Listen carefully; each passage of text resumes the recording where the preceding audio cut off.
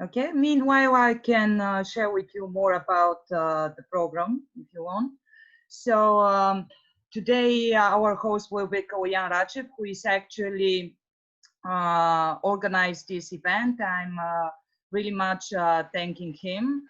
He will represent a little bit about Bangavis and how he support the ecosystem in Bulgaria to attract with the ecosystem with innovative companies in Austria. Afterward, of course, we will count on Mr. Wasner to represent the best know-how in AI in Austria. We know that Austria is ready with their national AI strategy with ethical rules, etc. So it could be quite interesting for us because this is something that is pending in front Bulgaria also. Then there will be a presentation of Svetlin Penkov, who is the chairman of managing board of AI Cluster Bulgaria. Unfortunately, from Bulgarian Ministry of Education and Science, there won't be any representatives, but they are well familiar with our event. They ask us for the video, so I'll share with them video from our meeting. Then Nadia Sultanova will represent the digital strategy of Sofia, and I hope that she will share more about open data activities and rules that the Sofia municipality plan to discover in the next year. Then there will be Kristina Kapanova from Sofia Tech Park. She will share about the huge project of Sofia Tech Park for a new supercomputer. Afterward, the stage will take Professor Sylvia Iliev, who will represent in front of us one of the most interesting project GATE, who is a collaboration project between Sofia University and two Swiss universities.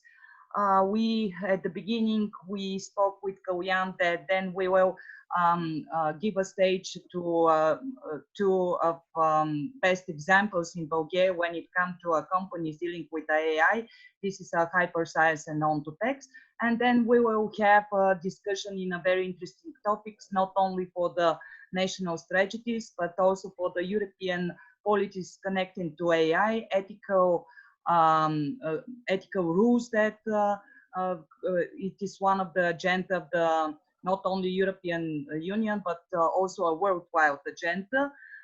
And of course, we will speak more about the cross-industry case scenarios that AI deliver as opportunities, because I forgot to represent myself.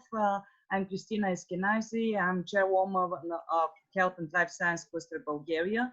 And I believe that the future of technology, the future of human being is when the high technology having a cross-industry solution to provide to us. So I hope right now Koyan is already is ready. Yes, can you hear me? Yeah. Okay, that's via the mobile phone. So everything is fine now. Yes, actually we can start with the presentation, Kristina.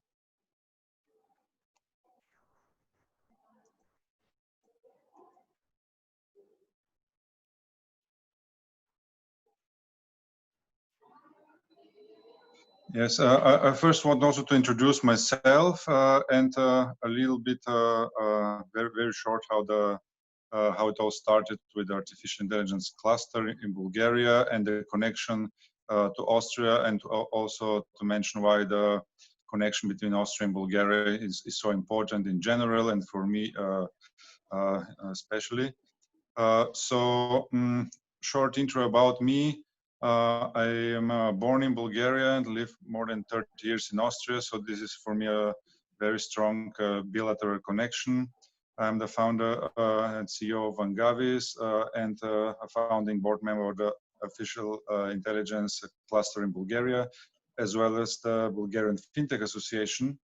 And what also connects my work between the two countries is that I'm a partner at Trending Topics, which is an Austrian media company, also which moved to Bulgaria this year. And so this all shows the importance of this connection between Bulgaria and Austria and Sofia and Vienna in special.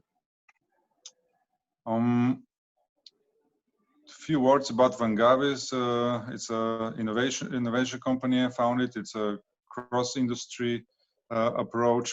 Currently, I'm focusing on the AI and the fintech and media sphere, as well as on IoT, and especially nowadays more and more on sustainability and education, which are also very important topics for the AI cluster and also in general for Europe.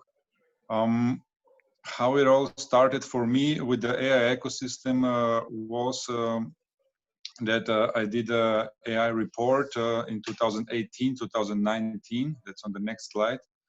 To get together with partners from CE News and also Ontotext were very supportive on that. And I was wondering why there is no such combined information on the AI industry in Bulgaria. That I was wondering because it's a huge industry, actually global. And after we did it, we found out that there is a living industry. And if you see the data from this report, I can say it's already outdated because so many projects came new to the ecosystem, and so many projects were there hidden somewhere, maybe not communicating it in the right way. So this was for me the first step to the Bulgarian AI ecosystem. And then with Christina and all the community, they were active in different industries of AI, let's biotech and data. We started to form the community and to build a cluster, which is next slide, please. Which is now, I think, a young cluster, but with very ambitious, very educated experts, PR people, international networks. So we are really trying to position Bulgaria as a hub, as a player on the AI ecosystems in Europe and globally, and therefore international contacts are of huge importance for us. I have some personal goals which I want to achieve with this meeting, and here is stated I would like to identify at least one project between Austria and Bulgaria we can address for this and next year. That can be something on a governmental level with a strategy, with ethics, or something else. That can be on a cluster level. Or on a corporate level, let's say startups, corporates. It can be an event or some know-how exchange on education, mentorships. So this is my first goal is that we, in a second call, identify some one or more bilateral projects where maybe a group of the people which are here and their communities try to connect and build something together. And the second goal here is, and that's how I would like also to approach Clemens, is after a good bilateral talk, I would like to organize also a similar call with other European AI clusters and association. So let's say only a cluster call when we can check best practices, collaboration projects, and so on. Clemens is we met I think 1 year or a couple of maybe half a year or 1 year ago, and had a good exchange about the clusters. He told me he lived a very long time in Japan, so he has got also this Asian mentality, and he's very active in the scene in Austria and also on the European level. He organizes events and does a lot of stuff. He will say more about this. So basically, that's from my side. I would like to give the word to Clemens and to present AI Austria.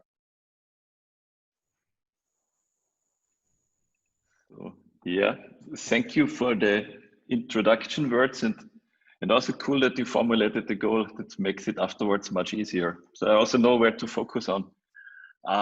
As I mentioned before, the representative of the city of Vienna, Mr. Balmetzhofer, is not here today. So I will have, let's say, slide deck number 1 about the NGO, which you can see here. And the second part about Vienna, which is where I'm sitting currently. So let's try if the screen share works. Yes, here we go. Good. Please let me know if it's working for you. It is. Excellent, excellent. So, yeah, I mean, Kalian made a brief introduction. What is my background? I was studying computer science, and when I almost finished university, I also included Japanese in the mix. Don't ask me why, because I really don't know anymore why.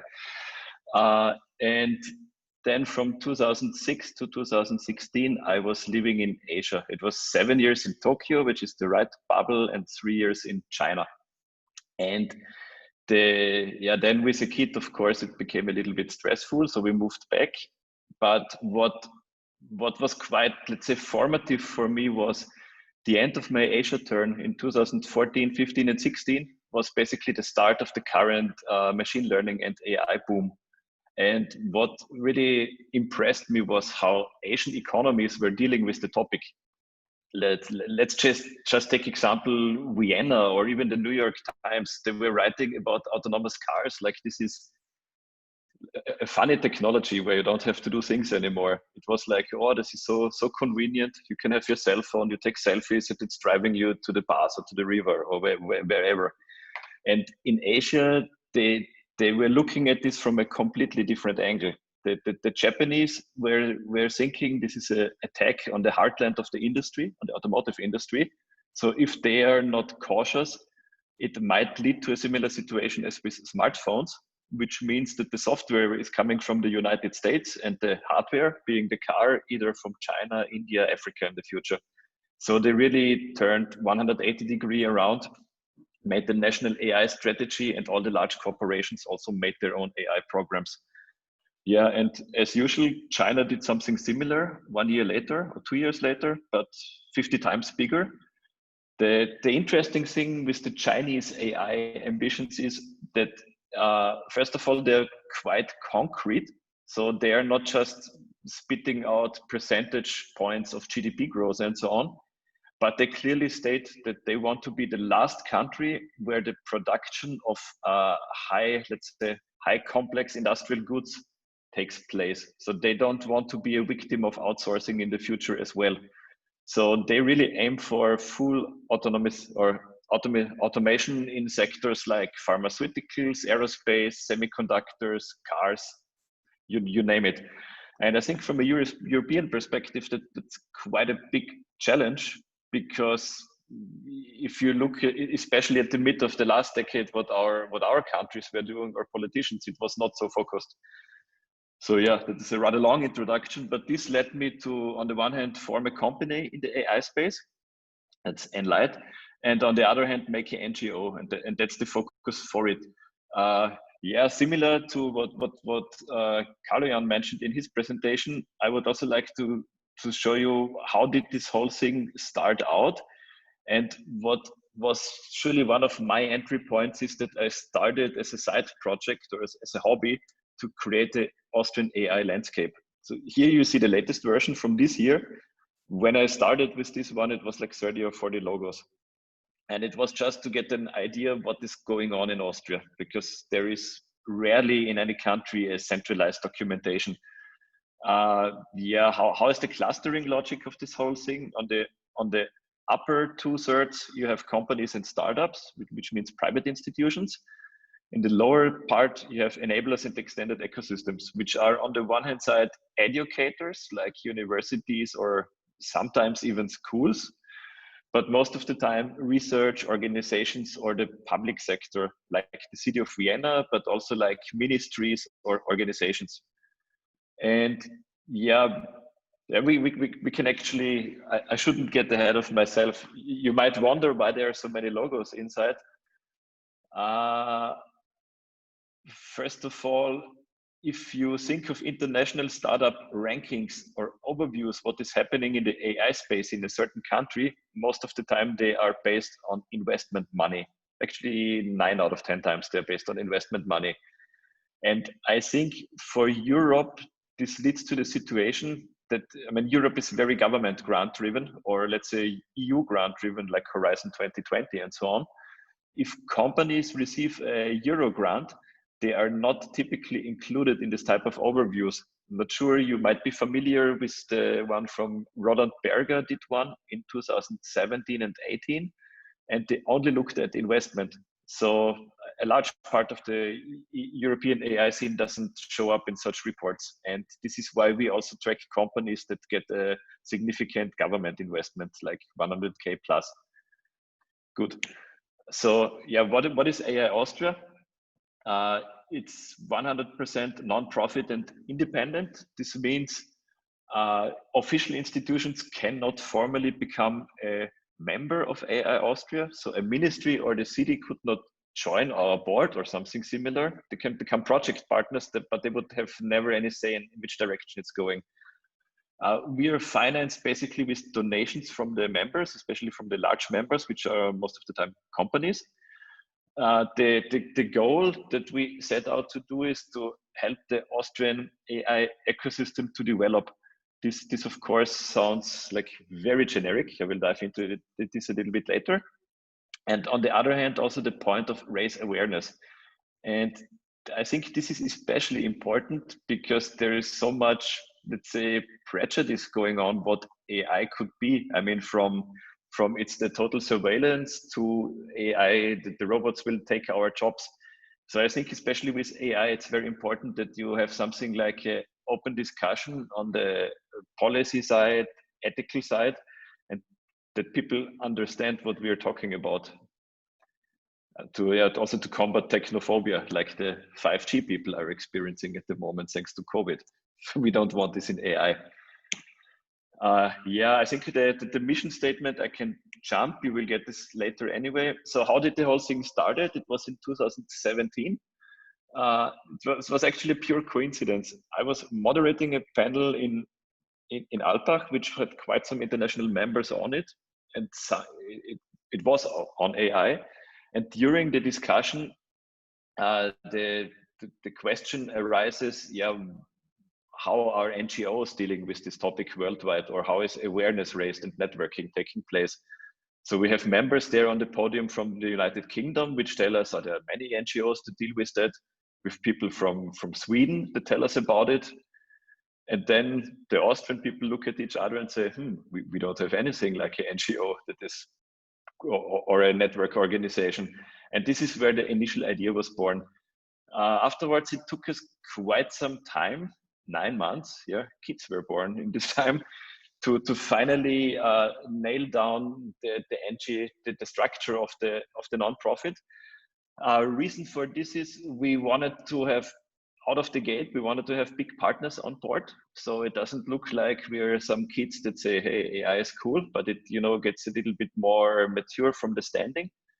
And we also wanted to have partners from all different fields, like society, economy, politics, of course, and also, let's say, from all different parties. So nobody, we wanted to avoid the situation that people could point at us and say, you're with party A or with party B, because this is not what we're into.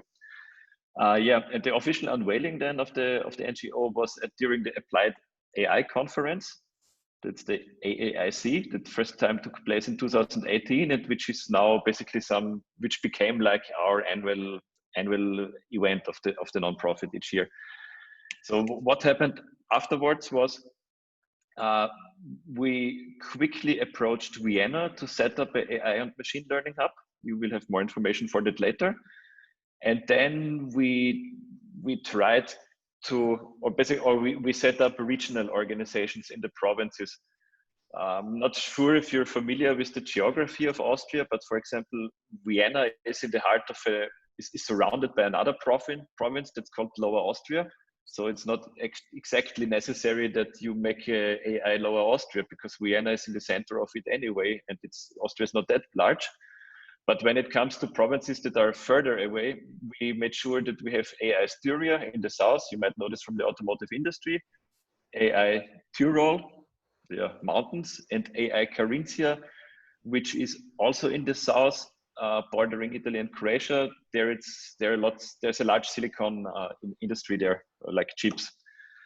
And this is like the local organizations. Additionally, we set up lots of activities to also fill these organizations with something to do, not just to establish it. Maybe one comment, since also the people from the Bulgarian AI cluster are here. We had an open discussion with the people that are driving these local initiatives in Tyrol, Carinthia, and so on. And we all decided it does not make sense to make separate non-profits or organizational units for that, just because the size of the country does not really permit it, or let's say it doesn't make sense. If you think that in total you will end up with 1,000 or 2,000 members, you don't need 9 different subdivisions of a non-profit organizations. This is just too much administrative overhead. This is not true for all countries. I could say in Germany, they are definitely regionally organized, just because Germany is factor 10 larger than Austria. So it would be interesting to see how this plays out for you. The other logos I will explain with the activities. Who are the members of the board? Each of us has a connex to AI, either by having a startup or being an investor or investor/lecturer. Additionally, we also have an advisory or supervision board, where we have, let's say, the experienced people from research and business. I think him, probably he's one of the inventors of LSTM, and him you probably also know, Mr. Hauser. He's one of the co-founders of ARM. But I can say having such an advisory board is really important to get credibility, because sooner or later, when you talk with research institutions, especially international ones, they will try to test you. Do you actually know what you're talking about, or do you have a backup if things get really detailed? And this is, voila, you have these people. On a daily operation side, they are obviously not involved. These are very busy people. But let's say when it comes to certain initiatives, like making a report, arranging an event, or so on, it's very easy to set up a phone call and discuss which direction we should go. Yeah, this one, Carlo also mentioned in his introduction. We are a very small country, so and we are a European country, so cross-border cooperations are key, if you ask me. This is out of question. And we were very active in the last 2 years to have partner organizations all around Europe. Yeah, sometimes even more than Europe, because this one you might not know. This is the AI Association Thailand, which cooperated with us for the latest event. The way these cooperations work is very different. Could be on a, let's call it, project or initiative level, more on that later, or just exchange like me and Carlo had until today, or let's say do events together.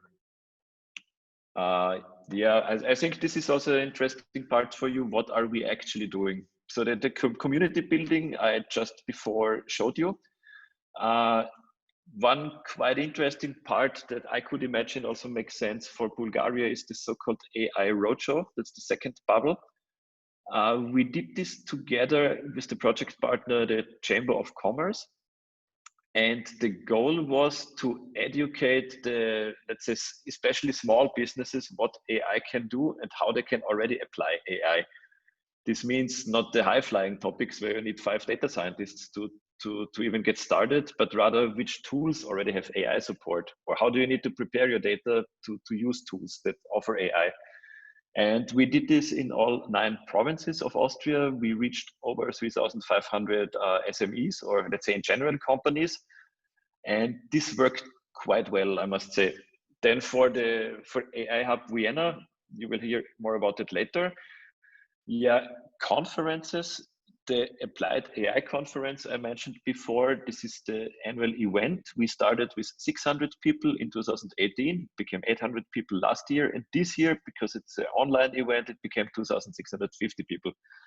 So this is quite large, and we are always actively looking for, let's say, regional cooperation partners. How does that look like? Last year, for example, we said everybody talks about AI in the United States. So yeah, why not invite some Chinese, Japanese, and Korean companies so people also get the understanding what's happening, let's say, on the right side of the map. This year, we had lots of participants from Canada. So this is very fluid. What else? Yeah, I think that for the rest, I have separate slides. I think this one is quite interesting. We approached the city of Vienna 2 years ago, and we're asking them how they plan to involve the community in their, let's say, digital agenda activities. This is like this very right-hand side logo, Digital City Wien. And we are now established a format where we have once a quarter, as soon as COVID allows it again, information exchange and also real workshop setting. I have in the Vienna presentation, there's more information on that one. Then also on a regional level, the province of Lower Austria approached us also 2 years ago, and they were saying they would like to set up a program to especially help the local companies and SMEs there. One must know that Lower Austria is not, it's not the industrial heartland of Austria. So the companies are comparatively smaller. So they're not as large as a AVL or a Magna, by no means. They're like one magnitude smaller. Plus, because Vienna is in the center of the province, they have very few universities and research institutions. And so the program that we set up here was mostly about networking. Like, how can you get companies or experts on, let's say, AI in sales and marketing or AI in manufacturing industry, how I can get them to Lower Austria and educate the companies there.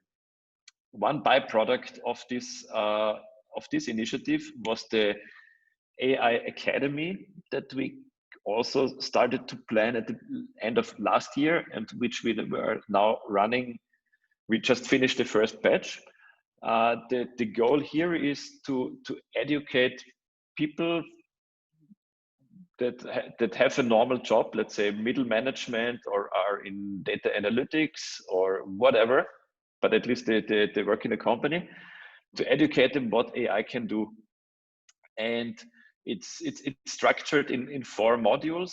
In order to graduate, you just need to finish 3. So after base and applying AI, you either go the expert route, which means you go into coding, or the manager focus, which means how do you calculate the business case? How do you decide if you build it on your own or if you outsource it? Or how does a project even look like? And what is state of the art? And yeah, for this one, so far we only did it in the province of Lower Austria with a partner there, which is a government-owned institution. It's called Wi-Fi.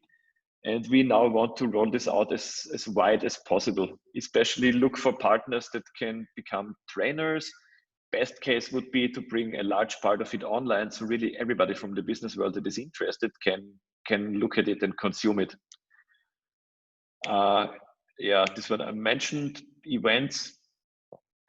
Some of the events we make by ourselves, like the Applied AI conference. For many others, we are approached by partners if we could help them with setting up the program and during the curation. Like for this one, this is like an industry event. And we normally also get the booth at these places. And there is never any money involved. That's also very important to say, because normally events would say, hey, do you want to come to our event? And if you say yes, they say, by the way, it's 2,000 euros. It doesn't work like that. So this is all, there's never any money exchanged in this type of project. Same is also true for the academy. Good. Another initiative that took place and that has a very big momentum is the so-called didactic curriculum and didactic working group.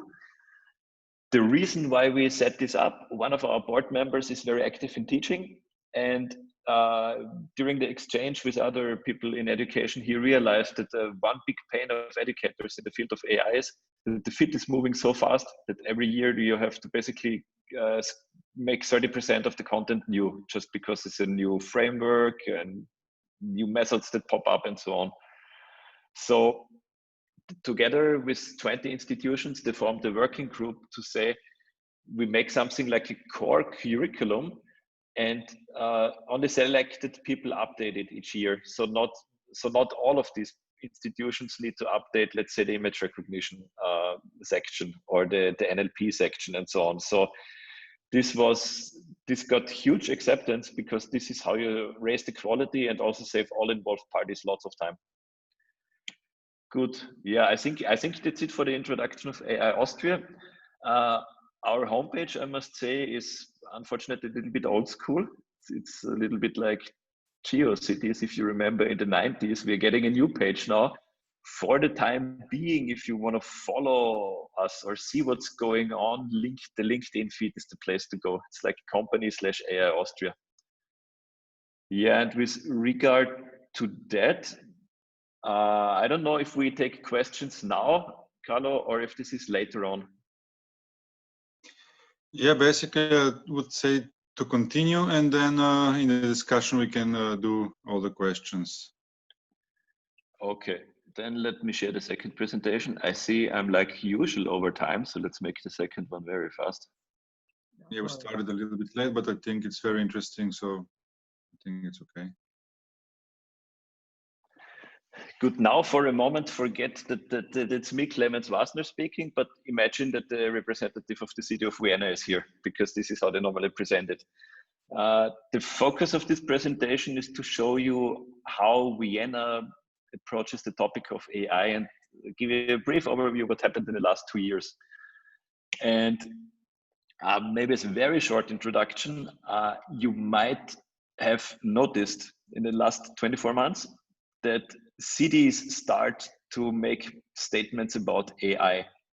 I mentioned in the previous presentation that governments do that, like Japan, China, or France. But AI is also something that is where cities not only develop their own AI strategies, but also make very bold statements and set up regional programs. So why is that the case? And I like this onion model that you see now. If you think of a city has different layers. On the one hand, you have the city hall. This is where the mayor sits. That's the government. What makes city very special is that attached to the city hall, and what is very different for all types of cities is you have public services that are managed directly or indirectly by the city government. This is like administration, construction, health, education, emergency services, and of course, mobility and public transport. Furthermore, a city is also a place to live and work. This means the type of regulations that you make, let's say for visa, would be here talent, or programs that you want to get companies within the city, like do you want them to open a regional headquarter or R&D hub here, or you set up even special funds for R&D or SMEs and so on. A city basically has two roles to play. On the one hand side, what are they doing in the public sectors? You could say internally, and on the one hand side, how they can make the whole city more attractive. And when we talk in the first part of this presentation about the AI strategy of Vienna, the focus was on the part of the public services. So in that regard, it's not that different. The city is not that different from a large corporation, because they're also facing the situation that their customers are constantly increasing. In the case of Vienna, the big number they're communicating is that every 13 years they grow by approximately 300,000 people. And the 300,000 is a psychologically important number, because this is the population of Graz and surroundings. That's the second largest city in Austria. So they know they have a efficiency and scaling problem, because every 13 years they grow by another city. And as such, the main, let's say one of the main focus of the AI strategy for the public services was, how can we improve efficiency without sacrificing anything related quality and convenience? In the best case, even offer more services to a wider base of citizens, like 24/7 availability, if you think of chatbots, for example, or also deal with more languages because you have automated translation services and so on. So on a big level, how was the entire project structure of the AI strategy? At the beginning, if you look at the at the upper left corner, it was to formulate something like a strategic target picture or a big picture where all the later project activities could, let's say, refer to. What was very important is on the upper hand right side. I don't know, can you see the mouse pointer? Yes. Good, this makes it easier, then I don't need to describe. Yeah, what you see here, the use case identification. For the Viennese, it was very important that they not produce a strategy paper, which is, I don't know, 60, 70 pages thick, but it's not actionable. So they in parallel to developing the strategy, they also did the use case identification with almost all departments of the city, and these are more than 70. This goes from, let's say, wastewater treatment, health services, even down to, let's say, construction services or waste reduction. Then what's also important is, even during the strategy process, they already thought how the rollout should happen. So you want to avoid that you end up here with a, let's say, with 70 pages strategy and with let's say 100 use cases, but nobody has an idea what comes next. So the rollout strategy was part of the AI strategy. So after the strategy was accepted by the mayor and the city government, they could immediately go to rollout. So there was zero delay in between it. And one, last but not least, also a very important pillar is communication and participation. The city regularly communicated on their official channels that they are currently in the process of formulating the strategy. And at certain points, they also opened it up for participation. So the use cases were not just coming from city internal people, but it was open to the wider public. I have the page later, if you wanted to participate, there were QR codes in the city or in the newsletters and so on. They were showing a URL where you could type in your own suggestions. Good. How long did the whole strategy process take? The kickoff was in August 2018, which is almost exactly 2 years ago, and took 7 months. So by the time of March of last year, they presented it for the first time internally, and then gradually, to a wider audience, until in August 2019, they even presented it to the media. In parallel, as I mentioned before, they already started with the use case prioritization and even with the implementation of some of the cases. This is the participation I mentioned before. I think this worked wonders when it comes to the acceptance of the strategy, because I could imagine in Sofia, it's like in every large city in the world, you always have a very technical community that whenever the city government is doing something, they say, yeah, but did you think of this open source solution? And what about A, B, C, and D?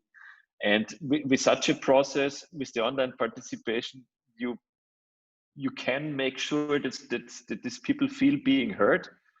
And it is very unlikely that afterwards you will get negative public feedback from them, or let's say even a confrontational feedback, because they feel included in the process. So much, let's say, for the part that was steered by City Hall, and which is really the official AI strategy of Vienna. For the other part, place to live and work, very often within Vienna, I hear this, let's say, City Hall and public services. This is something we always need to cover, let's say, until 2025, like companies make a 3 or 5 year planning. in order to think how to improve the place to live and work, you have a longer time horizon, which is normally 10 to 15 years. And so you could say the strategy process was very use case based near term. This one is very visionary long term. And the way this is approached, this is with so-called community workshops. It's like the best translation I could find. Actually, it's networking events, but this sounds too generic. And with the community workshops, which are done together by our organization, AI Austria, and the Urban Innovation Vienna, which is something like a think tank that is an innovation agency owned by the city of Vienna. We set up community workshops to get the feedback from industry people, from researchers, also from people living outside of Vienna, from representatives of NGOs, and so on. And the goal of these workshops is, on the one hand side, to frame it always, or let's say pick one topic and get a common understanding. So let's say we did this for mobility, for example, or for healthcare. It might be interesting because if I can recall correctly, we also have members of the healthcare community or health in general here. And on the other hand, to get actionable items out of it, which is for me actually the most important part. So yeah, this is not translated. How does this normally look like? It's important that you have the buy-in from the very top. So here you have the former CIO of the city of Vienna. She now left like 1 month ago, but she was actually quite visible figure for these initiatives and openness. She is there when we do this networking event to give the opening remarks. Then, depending on the topics, in this case health, we invite let's say renowned experts and accepted experts in that field, so that you can say this is important to not just give a hand to the AI community, but to bring the communities together. So in that case, we have a doctor that is like a bestseller writer and so on. Plus, the second keynote was done by the researcher of the year, who was using AI methods to trace, let's say, how sicknesses develop over time in a large pool of patients. And this was like 50% of it. The other 50% are workshop and interactive format. So let's see if I have the slide. Yeah, this is the workshop setting. And in this workshop format, it is very important to discuss with the people that you invite, to really get their ideas on post-its and cluster them in a good way. For health, we choose that we have 3 pinboards, which are moderated by different groups, and get ideas out of it. This is how the result documentation looks like, just for this example. We had close to over 50 people, and in total we got 39 ideas. What happens with these ideas later on? Many of them become a part of this initiative that you see here, the Health Digital City Initiative, which was officially unveiled in autumn 2019, and which is now one of the official initiatives of the city of Vienna. Just to give you an idea which type of ideas you normally get here. I'm not sure how this is handled in Bulgaria, but in Austria, when it comes to health, to patient records, we have the so-called ELGA system. It's ELGA. And this system is basically here to protect the privacy of the patients, but at the same time, with the opt-in system, it is saying if you want, you can also decide that there is a certain parts of your data are stored electronically, so that if you go to a new doctor or to a hospital, they already know what is your blood type, do you have any preconditions and so on, which can be very helpful. And the lesson learned here was that if you want to set up a regulatory sandbox, the Austrian ELGA system is actually perfect for that, because you have each province is allowed to have their own, let's say, definition of the ELGA rules. They can decide if they enforce it or not. It's actually quite similar to GDPR. And this is something that the city government, for example, was totally not aware of. So this is now something they're actively pursuing, because also Vienna has quite some large hospitals. And with an opt-in system, it should be quite easy to get around 10,000 or 20,000 patients that say they allow that their records are used in an anonymized or even synthetic way. And we always aim for this type of, let's say, collaborations, or let's say outcomes of ideas. Yeah, when it comes to recommendations from both the AI strategy for the public sector and this long-term strategic thing, I think it's very important that you involve the local communities, because there is so much knowledge that the city itself cannot have, or just have at too many points. They cannot really deal with it. For example, the thing with the patient records I mentioned before, Vienna has quite a large biotech cluster, and these people it exists for over 20 years, and the people there are really experts when it comes to, on the one hand side, regulatory conditions, but also investment, how to interact investments and so on.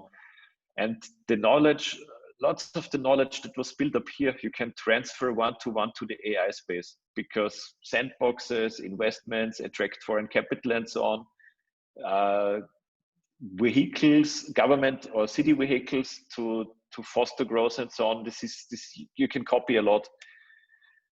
The second one is that you should be ambitious. This is perhaps the part that is best reflected with the use cases and the immediate rollout. I think this is where regional strategies differ from national strategies. At the same time, you should be realistic. What I mean with that one, if a place like Vienna, or let's say any European place, is saying, we want to become the next Silicon Valley just for AI within the next 10 years, this is quite unlikely to happen. And if you have such, let's say, moonshots you're aiming for, it's very easy to lose the, let's say, to lose the commitment of the people, because it's difficult to believe in such an ambitious mission. So it should be grounded in reality. And last but not least, this is, of course, I'm telling this to the wrong people, because you already started. But normally I see people love to live in the PowerPoint world and say, there's so many things we could do. It's a little bit like losing weight or eating healthy, but too few people really want to put this into practice. And I think that the most important thing is really to start and put it into practice, because there is no right or wrong way. You have to figure this out on the way anyway. And additionally, it's very easy to correct course over time. So it's not like a big construction project where you say, we built, I don't know, a bridge for the next 10 of years, and you find out in the middle of the process, this is actually not what we need. With such a process, strategy, AI, you're always very fluid. Good, and thanks for having me. If you have any questions, I hope I can answer them. Thank you very much. I think it was very interesting, Clemens. A lot of topics also are very actual in Bulgaria. The health, the ELGA system, which you mentioned, is currently also a big topic, of course, also because of COVID. AI strategy, the city, the government. A lot of points were very useful, and also the details about the process, the timeline, and everything. So I'm sure there will be questions on that. Maybe also we even need a follow-up. I would suggest now, because we are running out of time a little bit, but I would say let's jump to the presentation of the Bulgarian AI cluster. Maybe move a little bit faster so that we don't make it too long. But let's jump into the Bulgarian one. Hello everyone. I'll try to be as quick as possible. So let me share my screen first.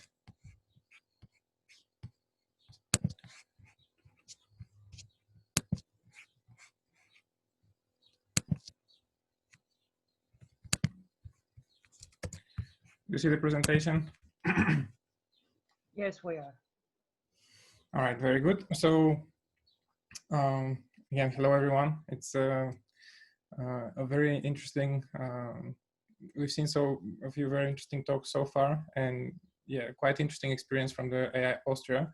And I'll try and present to you the AI cluster Bulgaria and what we've done so far. But first, a few words about me. So I'm Svetlin Pankov, and I'm a technical expert by education, and I did my PhD at the University of Edinburgh, where I focused on the intersection between artificial intelligence and robotics. And after that, I joined a company for autonomous driving, which became the first company to actually get a license to test their vehicles in London. So if you have some travels to London in the future, let me know and you can try one of those vehicles. After spending a couple of years with the company, I saw quite a few opportunities for developing interesting AI tools, but also starting the whole kind of ecosystem here in Bulgaria. That's why I moved back to Sofia, I think last summer. So what is AI Bulgaria? So we are a non-profit organization, and what we really focus on is to try and foster and build and establish the AI ecosystem in Bulgaria, because in our opinion, this is one of the key factors missing. And our key goals are to first promote the adoption of AI technologies, not only by companies, but also the public sector, because this is really... Hi, Charles. Sorry? Hello, can you hear me? Yeah, hello? No worries. Just give me 1 minute, I'll be right back. Okay, thank you. Should I continue? With the Watch Group, and our company specializes in tracing solutions for the CNC and CAD industry. Is given a part or a pattern, and they need to quickly and it seems there's an overlap between two Zoom meetings. Our company has the answer to that problem. Hello? You simply place the part on the digitizing tablet, If take the you pin want, stylus, I can show right you the along the edge of presentation the if you part. send it to me. It goes into the computer. Here I can do freehand drawing. I can also do lines and arcs. So I can just come in here and digitize points for an arc, digitize along a line, just do points, lines, and arcs. I can also, on here, this would be very difficult. Is this another call, jumping in, or? No, all right. Hey, Sounds like it. yeah. It won't be realistic if there is no technical issue. Come on. That's true. The people will think this is a pre-recorded video. Sure. Zoom bombing or something like this. Okay, but I think it works Okay. now. Yeah, I think we're good to go again. Yeah, something happened. I have no idea what. All right.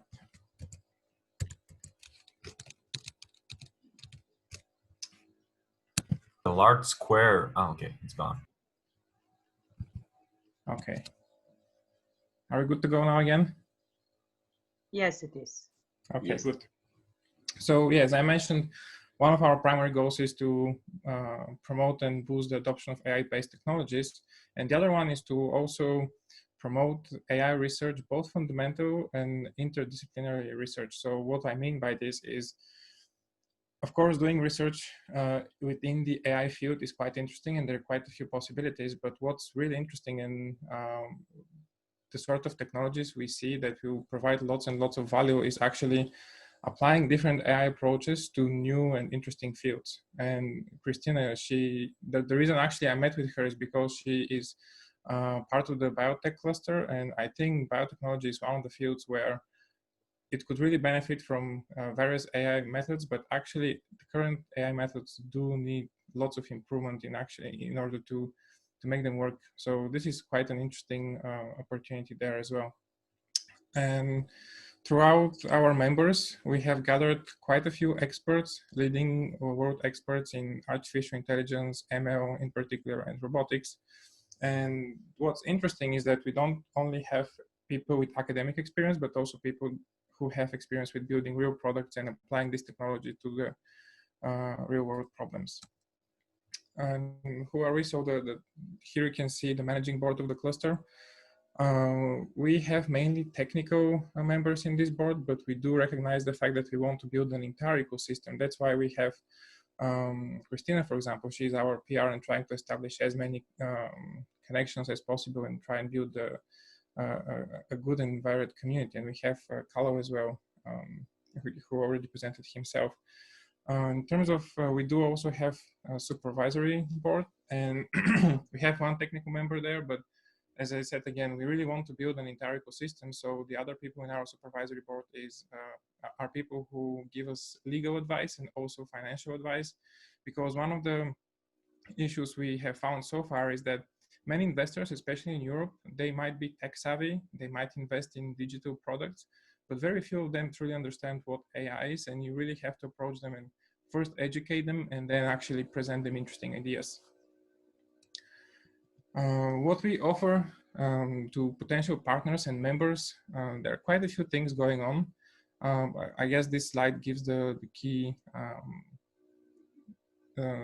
benefits that we provide. So the first one, of course, is access to our amazing team of experts, both in machine learning and robotics. And we do provide advisory and due diligence services. So we try to help people who have interesting ideas, try to help them to evaluate them and see if they're feasible or not. Another one is that we also try and connect different players in the ecosystem. So something we found so far is that if you take every one component of the ecosystem, there are some small communities thriving within the bounds of the community, but actually there is no much crosstalk going on. So what we really try to facilitate is collaboration between those sub-communities and actually knowledge transfer. And so what we've done so far, as I said, we are quite a new organization. We started officially this year. And with the COVID outbreak, it's not really the best year to start.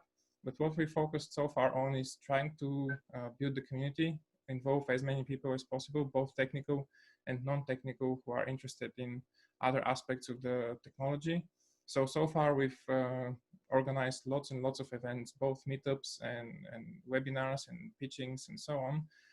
Here you can see some images of one of the technical events we organize every first weekend of the month, where we invite experts to try and share with the wider community what they work on, what are interesting problems, and try and increase the know-how within the community. What we're really looking forward to, now that we have established ourselves as an organization here in Bulgaria, and we have built quite a considerable community. What we're really focusing now is trying to move all the other projects that we have in mind forward. And this is one of the reasons that it's really interesting to talk to AI Austria. We have had discussions about potential academy, like something that you've mentioned as well. So it's really interesting to discuss things after the presentations. So yeah, I think that's all from me for now.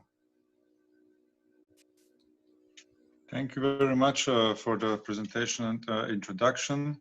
I would say let's move to Nadia in the city of Sofia.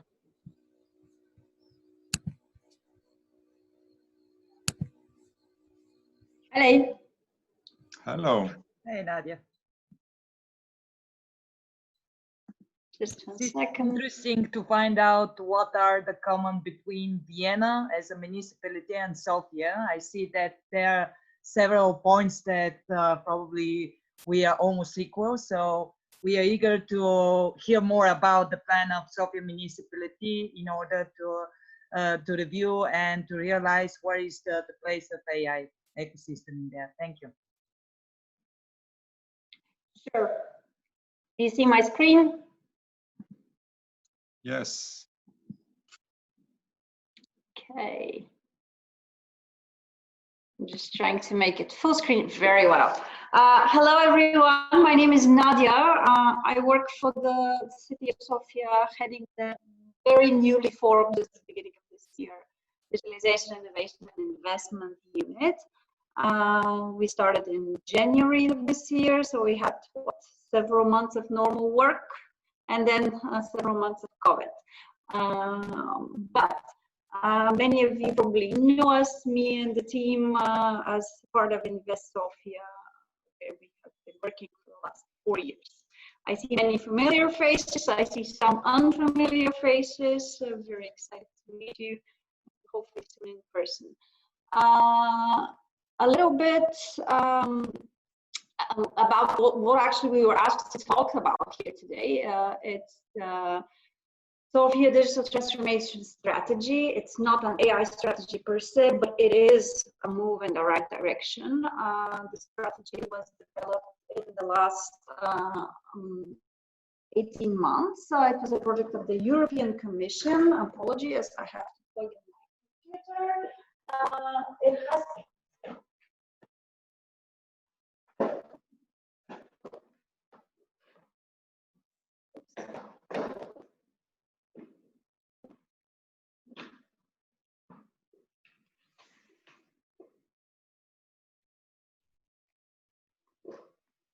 So sorry about that. So the strategy was developed in the last 18 months. It was a project by the European Commission, and it involved 100 stakeholders from Sofia, and our team had the honor and the privilege of project managing this and being the voice of it.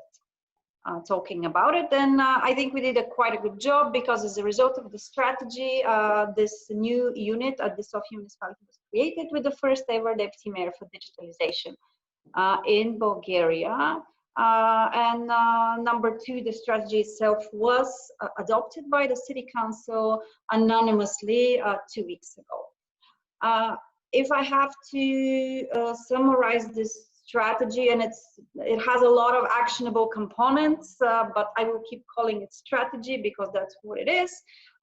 If I have to summarize it in, let's say, a few sentences, we discovered that Sofia has a very developed ICT startup, innovative, including AI ecosystem.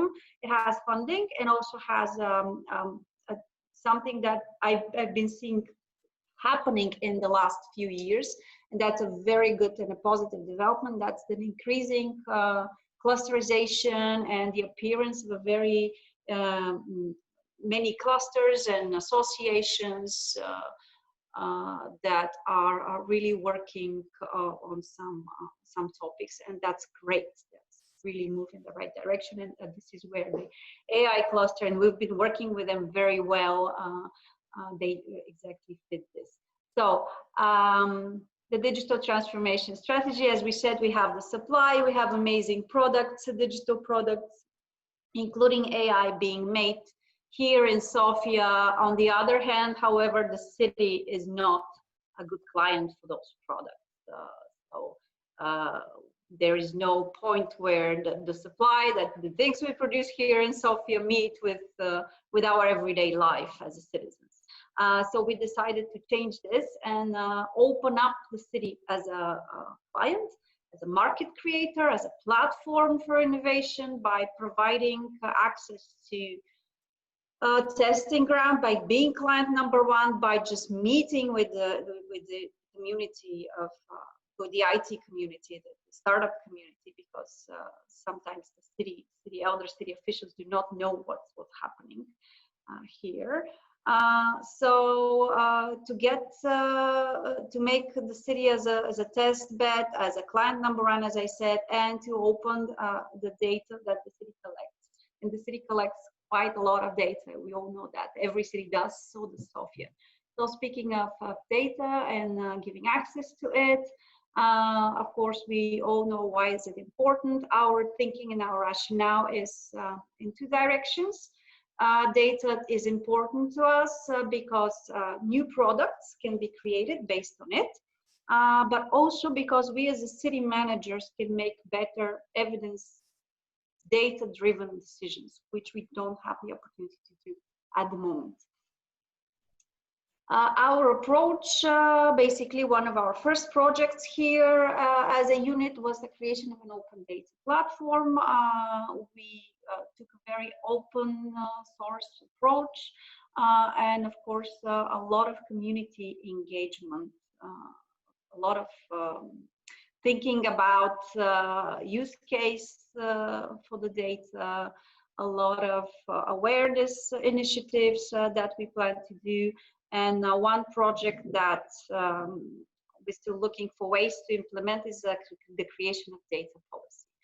And that's something we're interested in collaborating with other cities, including Vienna, of course. The first data sets that we're planning are related to quality of the air and mobility, but of course the idea is for the data to grow incrementally.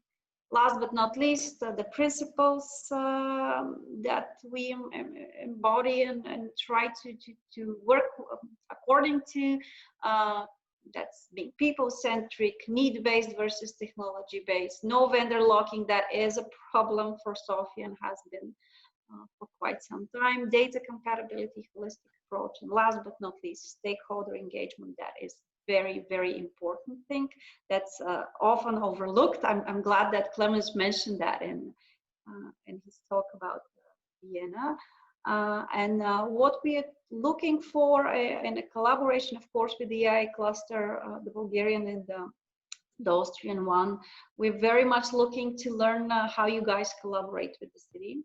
How do you help each other? And you mentioned that, so I was taking notes. With the AI cluster here in Bulgaria, I want to say that we're open for collaboration of any kind. And we've been collaborating, but let's keep the momentum going. So that's all from me. My contacts are here, and I'm looking forward to the discussion. Nadia, thank you very much. Very, very interesting. I think a lot of good points also, what Clemens mentioned.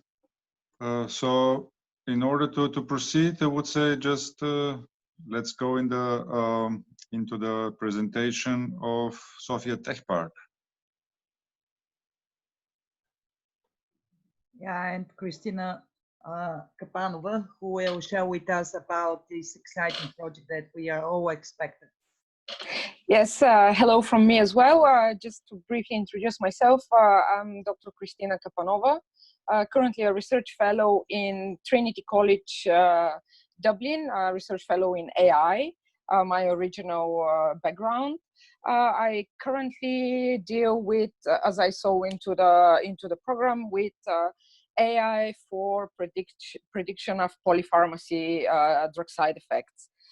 Here today I'm about to introduce you the petascale supercomputer that is currently being built at Sofia Tech Park. As you know, the Sofia petascale supercomputer was a project initially won from us by a procedure hosted by Euro HPC. They opened a tender for pre-exascale and petascale machines, and we have won to be a hosting entity for a petascale machine. Our current machine is about to be no less than 6 petaflops of peak performance. According to our calculation, that would mean that the real performance will be about 4.2 petaflops. Unfortunately, since we are still in the procurement phase, I cannot tell you the exact specifications of the machine. I can tell you only that it's a homogeneous machine. That means that current infrastructure does not provide any accelerators. But we have allowed for future extensions. One of the reasons for that is due to the specific networking topology that we have selected for this project from the National Supercomputing Center. I think that what interests you most is the software that is going to be available for on the supercomputer, and this is from the AI side. That would include the most advanced available architectures, software applications, including TensorFlow, PyTorch, Horovod. We're working together with PRAISE, the Partnership for Advanced Research Infrastructure, to provide the readily available AI software for the new supercomputer, and we're working closely with Cambridge University to provide the necessary stacks for containerization and the necessary security in this regard for future applications for industrial people. Currently, we are in the procurement phase. The tenders will be accomplished in July, in the end of July, where we will know exactly who has won, and we'll move with the installation and benchmarking of the supercomputer, and we expect the supercomputer to be available in Bulgaria, Sofia Tech Park as a hosting entity, and for users throughout Europe in the beginning of next year. So that's for me for the supercomputer for now. Thank you very much also from our side. Now comes Sylvia Liva from GATE project, which is also one nice Sofia-related, Bulgaria-related project. Yes, you're welcome to present.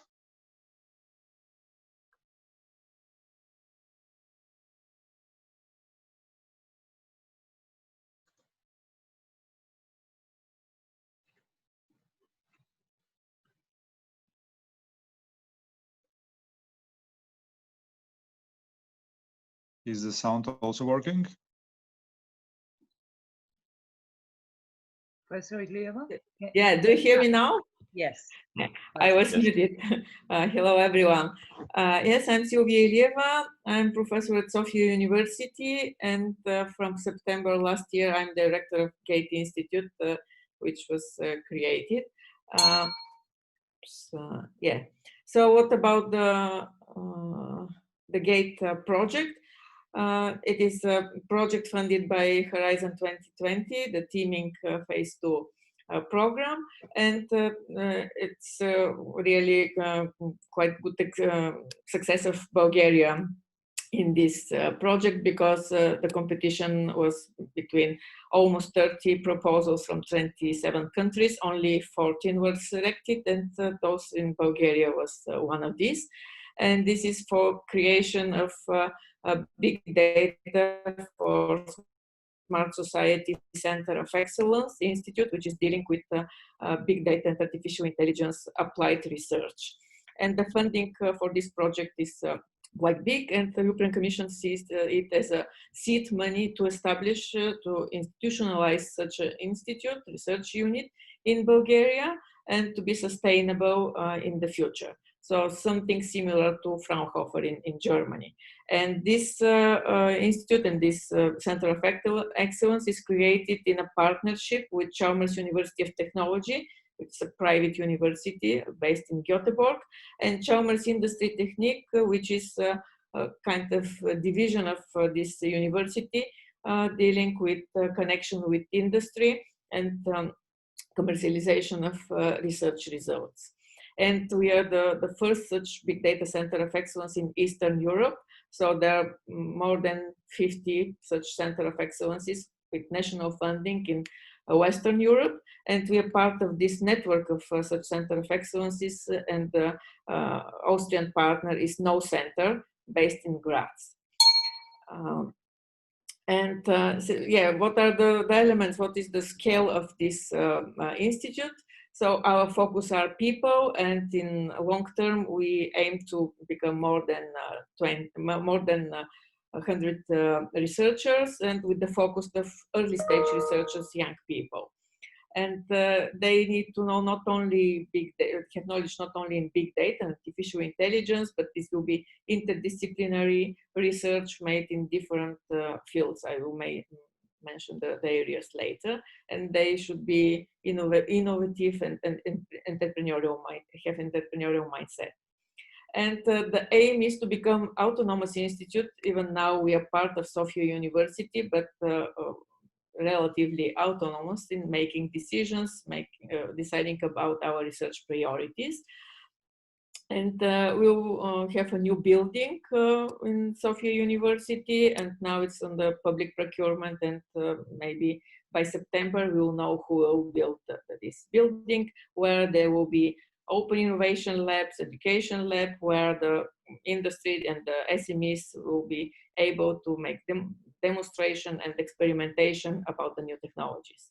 And as a research institute, the main outcome of our work will be new scientific methods, algorithms, methodologies, new intelligent data models, but also will contribute to data culture and to democratize the AI. And as a sustainable unit, we are supposed to we prepared a business plan, and the income of our work will be mainly on collaborative projects with different funds, contract projects with companies, access to infrastructure, and hopefully commercialization of our research results. And we are doing this in an ecosystem with different stakeholders, research communities, clusters, companies. And I'm very happy that most of the people here today, we already collaborate with them. For example, Ontotext, which you see the presentation after that, Nasku Kyriakov is a member of our advisory board. Dejan Paležev, who is in AI cluster, is now leading health, digital health direction in our institute. We are collaborating with Sofia Tech Park. Initial idea was we to be based there, but now we will move in Sofia University. But we are collaborating on the usage of supercomputer, Euro HPC, we help them to prepare the application for this, and we will use this supercomputer in our digital health. I think we are already signed agreement with the Sofia municipality for exchanging of data and to establish Sofia in lab, Sofia City Lab, living lab in the city. And also we were part of this digital strategy. And also Ministry of Education and Science is part of our co-financing of our project. So most of the people here, we are already part of this ecosystem and collaborating. And just about the concept, what are our research directions? We will cover mainly the big data value chain, data management, preparation of data, data analytics, data visualization, and engineering of big data systems, as part of us are coming from software engineering department in software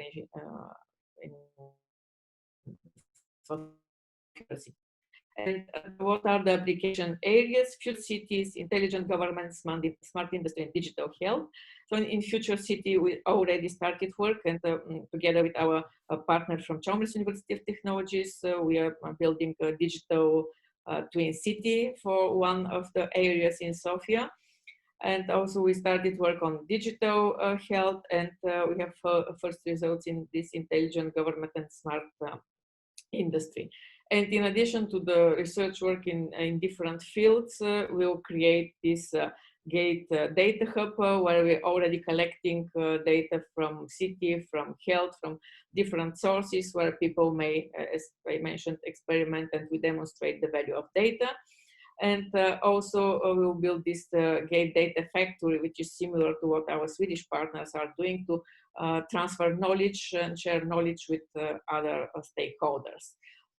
So we're looking for talents, for excellent researchers, and as a part of university, we'll do education and training. We already have some such master programs and courses in this field, but we'll increase definitely the quality with also the help of Chalmers University and other partners. And yeah, we need to in order to be sustainable, we need to establish successful business models and commercialize our research results. And as I mentioned, all the intellectual assets we aim to contribute to the society. Yeah, this is about the city, but I will not go in more details, where we identified different pilot cases to start with. And now we are in this first stage where we're building this city digital twin platform, which will also be used to people who are living in the city to exchange opinions and advice what they're looking for. So this is from me about the Gate Institute, and I hope we'll collaborate in the future with the rest of the people. Thank you. Thank you very much, Sylvia. Very interesting project. I think there should be a big future for this.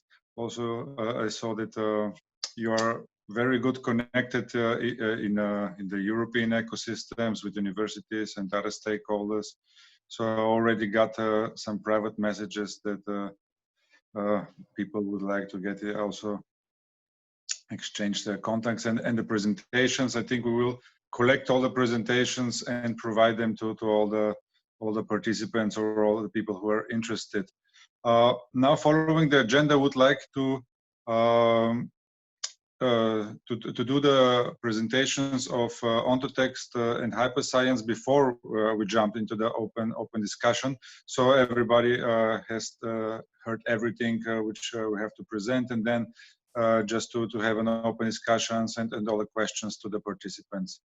Let's start with hyperscience. Are you okay, Ivailo? Yeah, that works for me. Do you hear me well as I say a long sentence? Yes, it's okay. Okay. Actually, you're not very well. Okay, let me try. You could speak closer to the mic, I think. It's a bit shattery, low quality sound. Is it better now? Too much echo. Okay, sorry. So I'll just try to speak louder because I'm speaking as close as possible to the mic. But yeah, please raise hand or something if you have problem hearing me.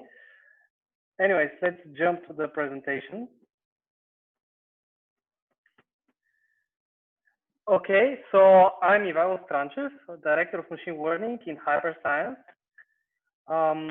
And I'm going to tell you briefly who we are. Hyperscience is a company that helps financial services, insurance companies, healthcare and government organizations. Some of our customers are listed here. So we help them harness the power of automation.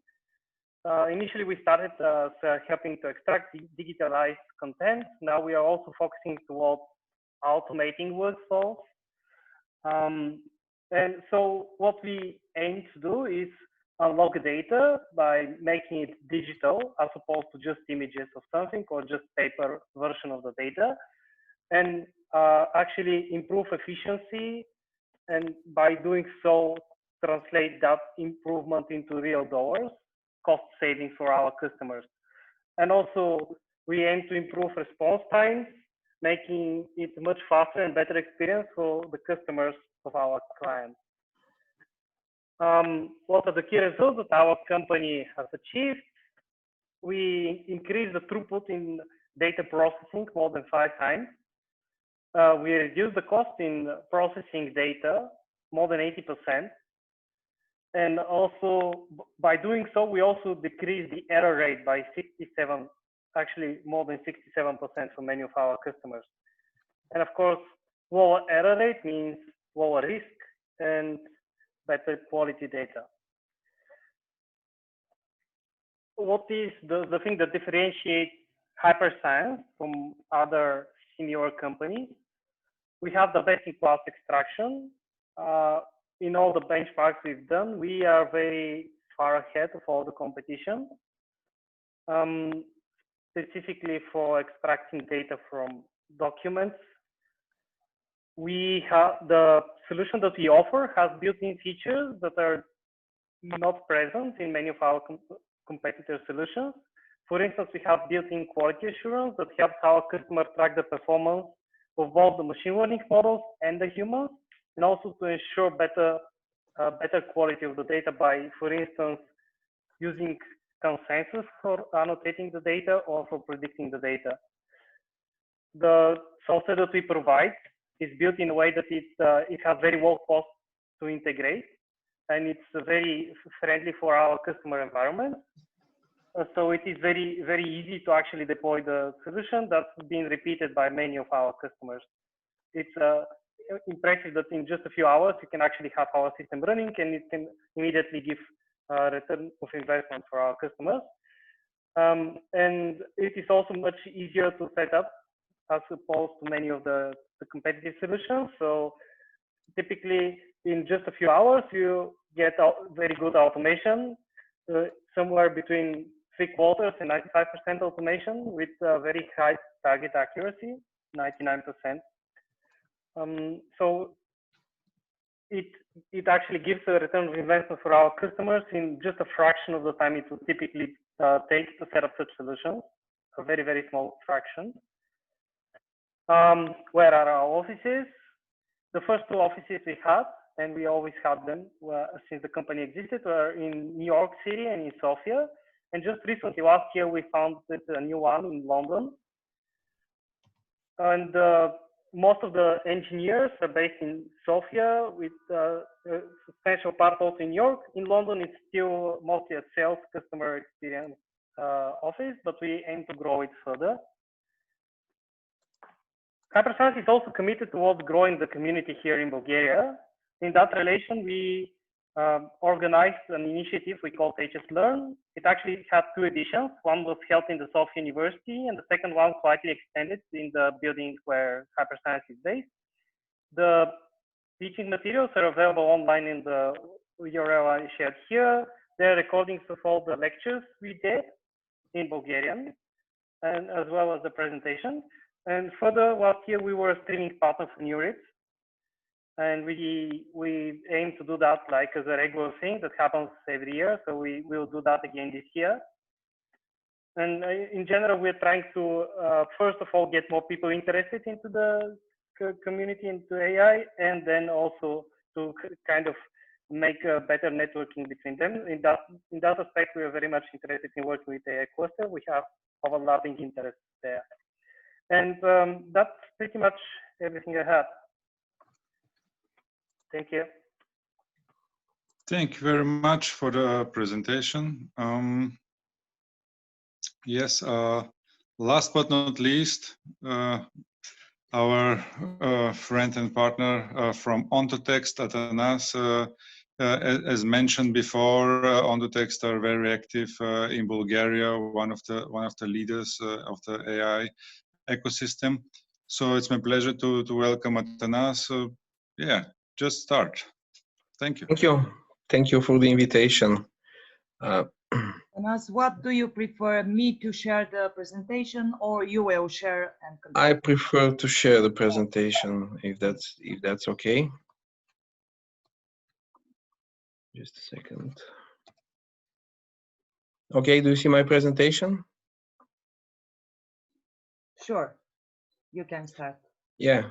Okay. Hello. So, yeah. Once again, thank you for the opportunity. We actually already cooperate with some technology partners and university in Austria, but we are interested to extend this with, the context that we can get through the AI Austria.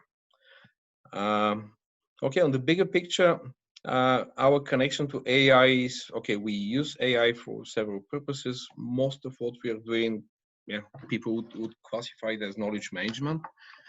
But the biggest value we can bring to an AI ecosystem is to essentially cut the cost of data preparation, because in many projects, data preparation, discovering the data, putting the data together, cleaning it, linking it, normalizing it, and so on and so forth, is a very big part of the effort before you get to you can give the data to the data scientist to do something really cool with it.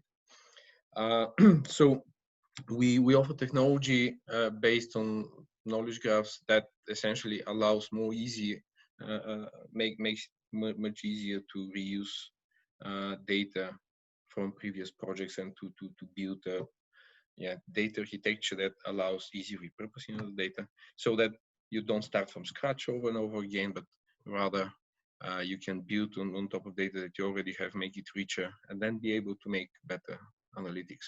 So we make an analogy of that this can be a game changer in the way in which the reusable first stage of Falcon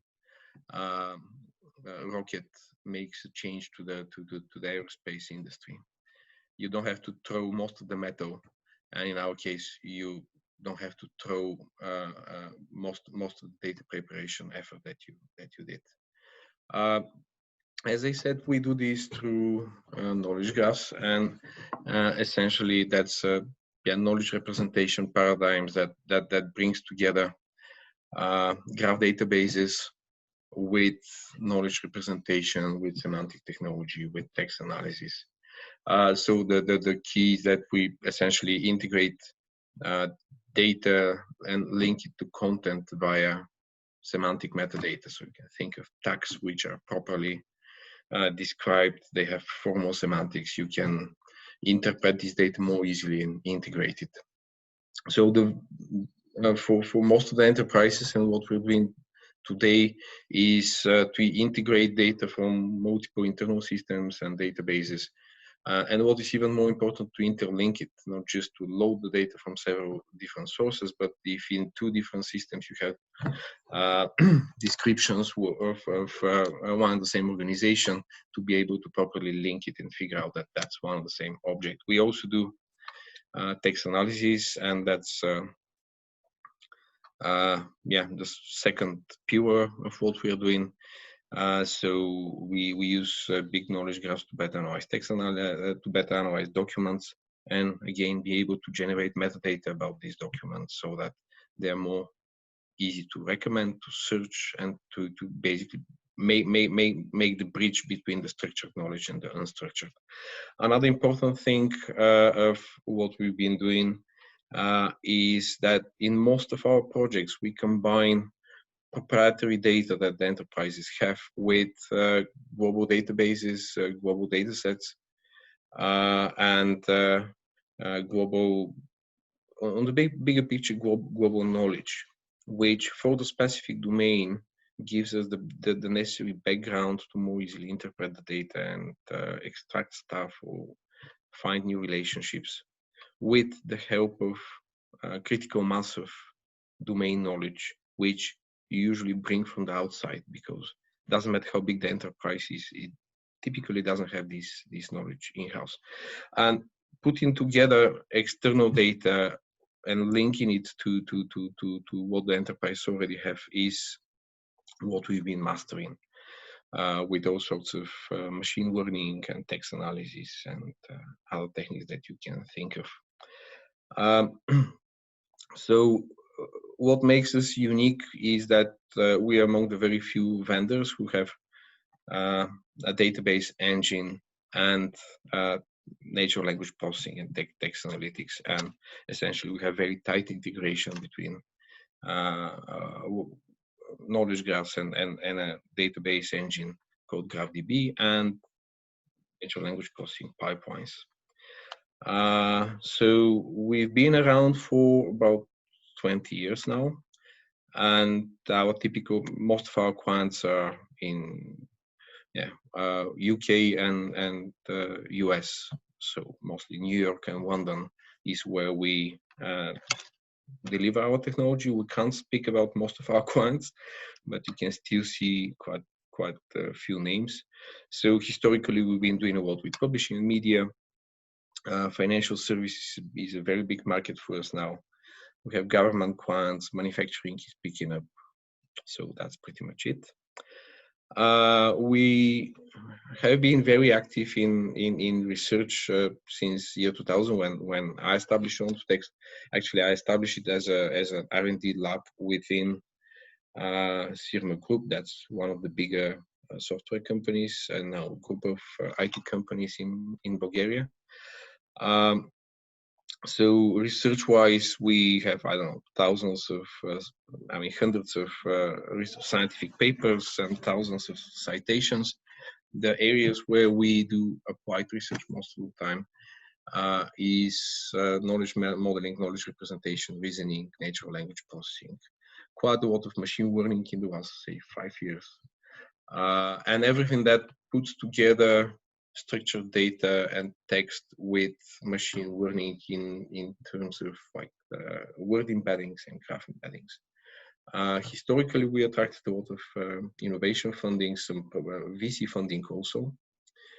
And we had more than 30 projects with different kind of partners in Europe, mostly these cooperation programs, FP6, 7, Horizon 2020.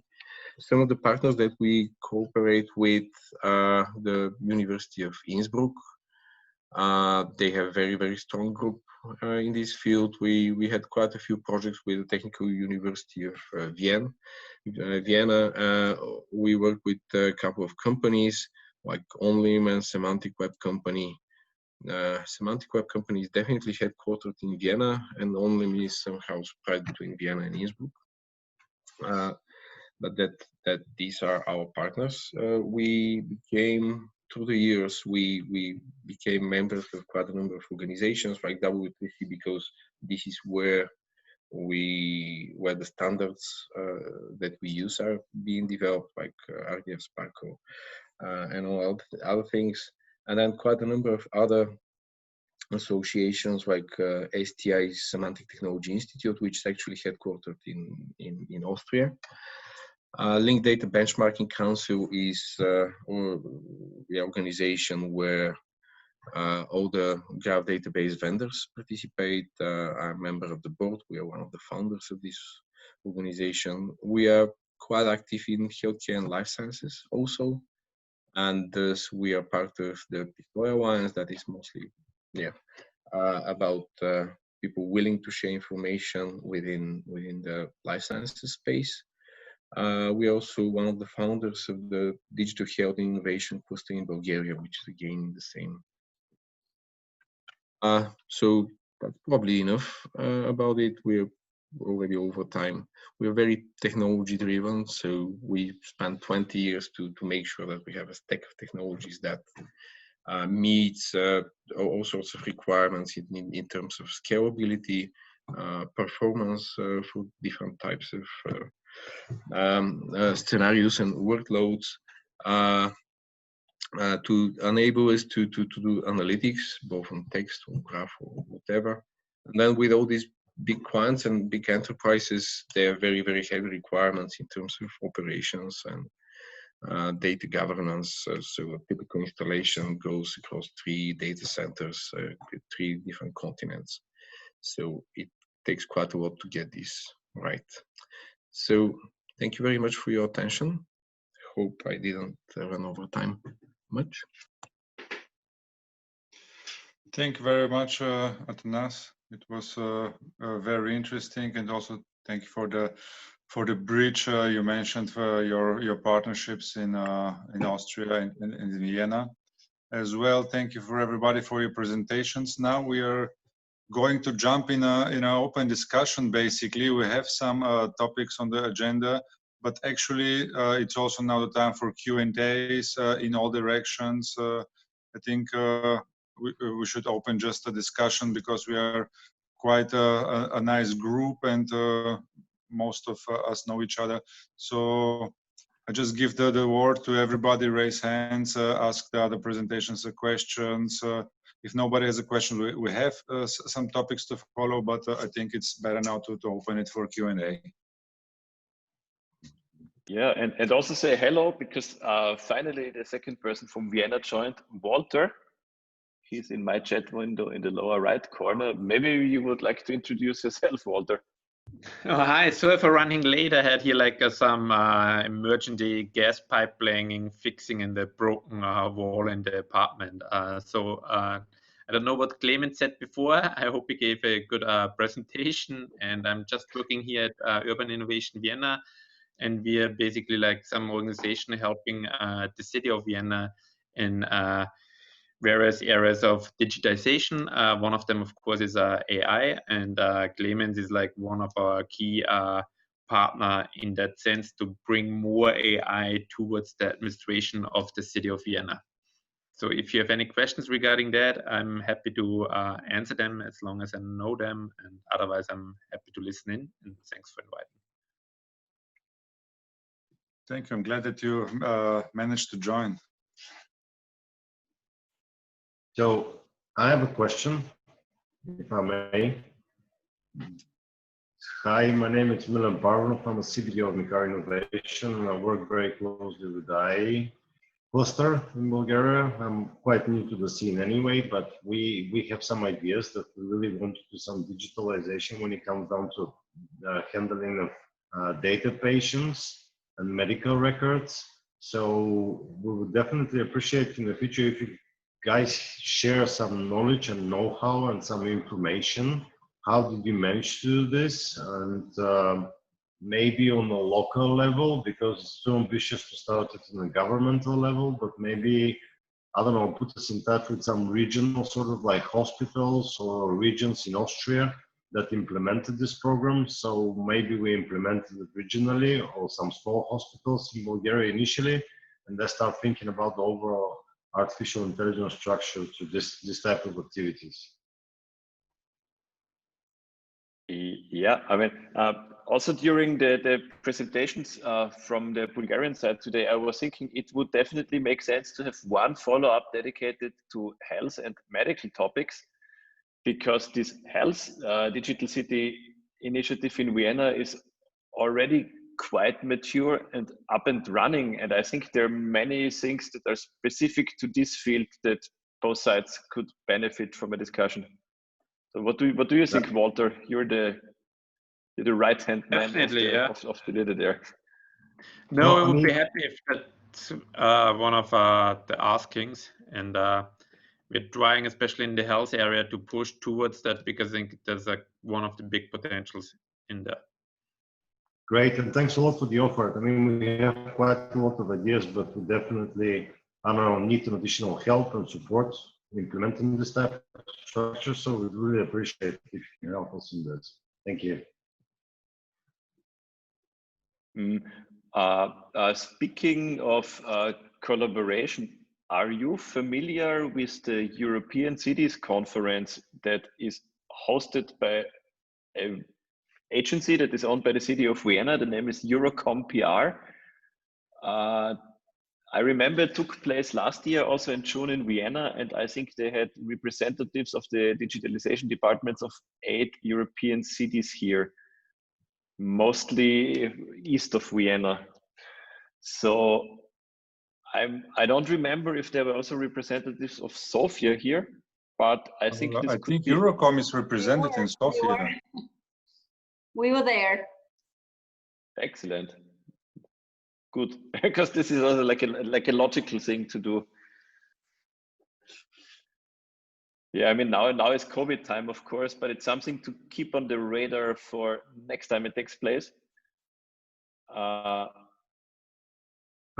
would definitely make sense to have a follow-up discussion, maybe with some of the subject matter experts with regards to healthcare, data, medical devices, potentially some biotechnology as well. I mean, I think from your side as well, biotechnology is also becoming quite vibrant in Bulgaria, and we really want to pioneer this type of activities on the side of everything else. So this would help.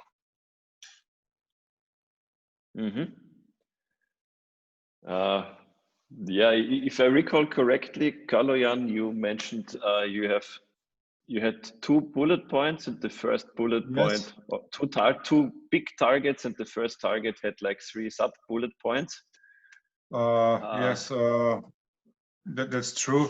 So the first target was to identify at least one bilateral project between Austria and Bulgaria, but it can be on different levels. Of course, there can be one or more projects, but at least one, that's what I say. So they can be on different levels. One can be a city-to-city or government level for exchange of experiences in the AI sector. We have the city of Sofia, we have the Gate project. So there are a lot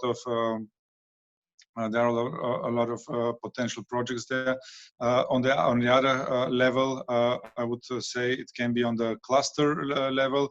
So the associations and the cluster collaborate. It can be for the strategy, maybe for education, as you mentioned, AI Academy. I think there can be virtual workshops, mentorships, some kind of challenges, tech challenges, hackathons, or some other things we can do together.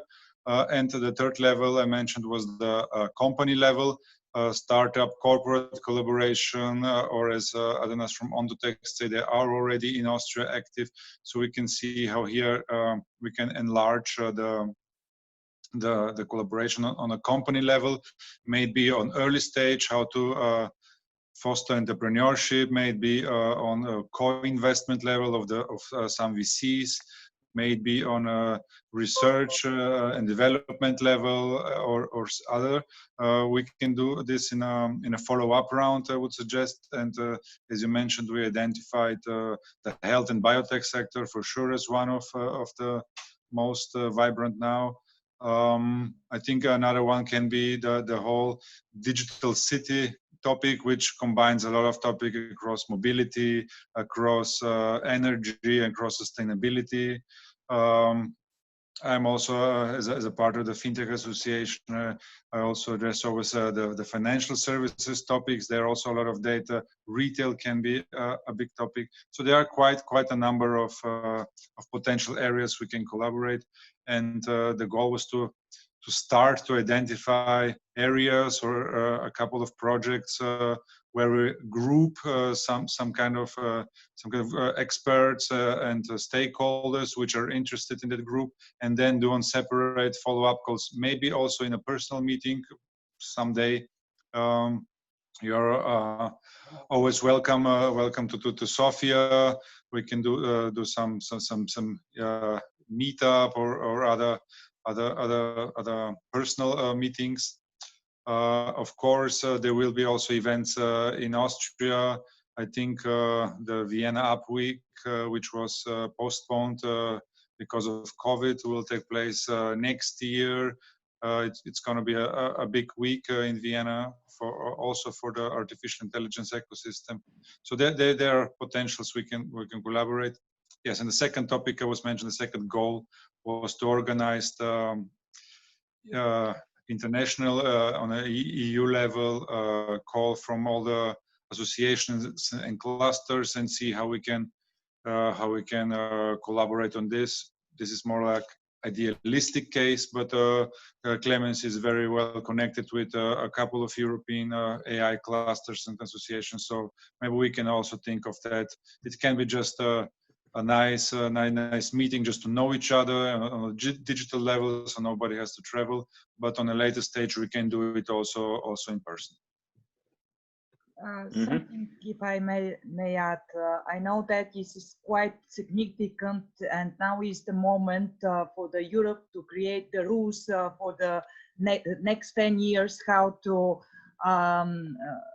how the data will be sourced, analyzed, and used by the companies. And this is very significant issue for AI ecosystem as a whole. So we thought about the idea to start such meetings with different AI clusters and organizations, as Kalian mentions.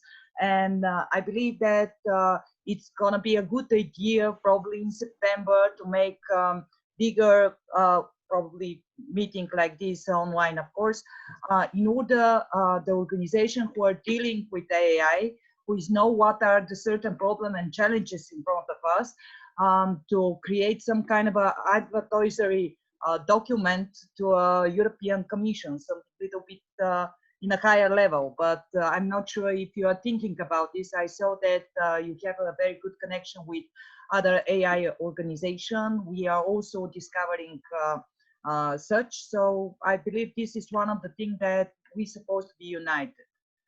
What do you think, Clemens? That's a very good idea. What I'm just thinking is how to create impact afterwards. So I see this happening on a national level, basically in almost all countries. I mean, even in Germany, they made the national strategy, but at the same time, the community was saying we also have points that need to be included. So please consider these points.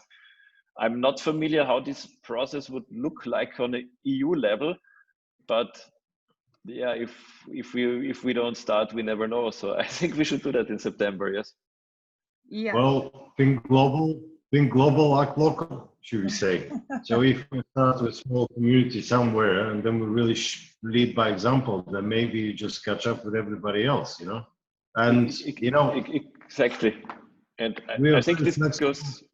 Yeah, sorry. We're very flexible in Bulgaria, and we have like these small cities and small communities that this type of pilot project can be executed quickly because the resources, organizations are flat.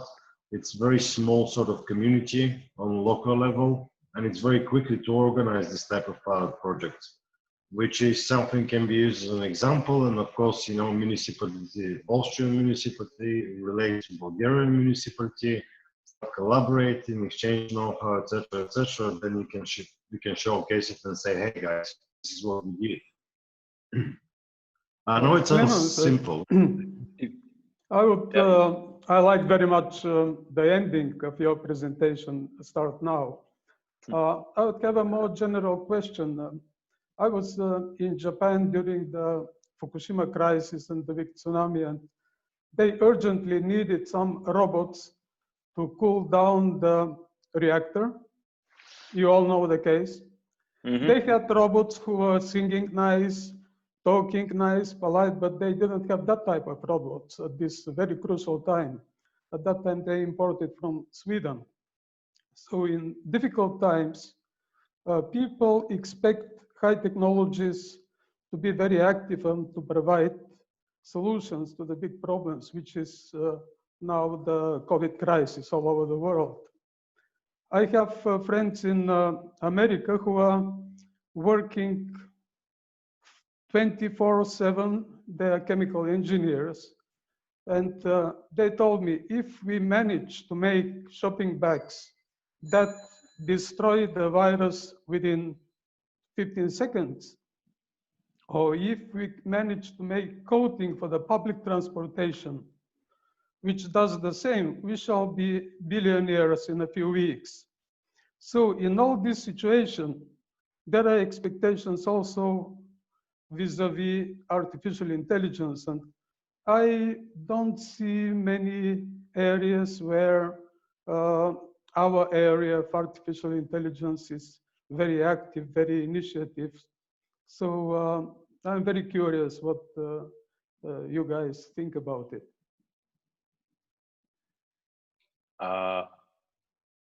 I think when it comes to the COVID situation, I think with COVID, you could see quite clearly how people perceive the topic of big data, how it was called back then, surveillance and artificial intelligence. And I found it, for example, very telling.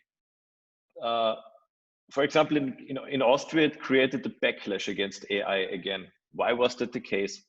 The biggest mobile operator in Austria is A1, Mobilecom, and they have a research collaboration with the No Center, which is, I think, together with the people of Gate, have a collaboration, and they together formed the startup that is called Invenium Data Insights, and they really follow the GDPR comma point number. Everything is 100% GDPR compliant.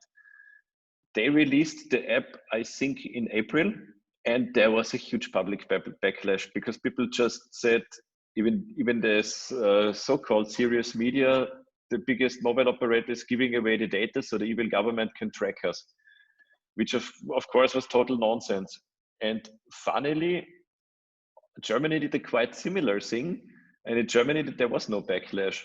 And in the end, Austria is now using a solution from Germany, which is exactly, more or less exactly the same as they had initially, but it's just a perception.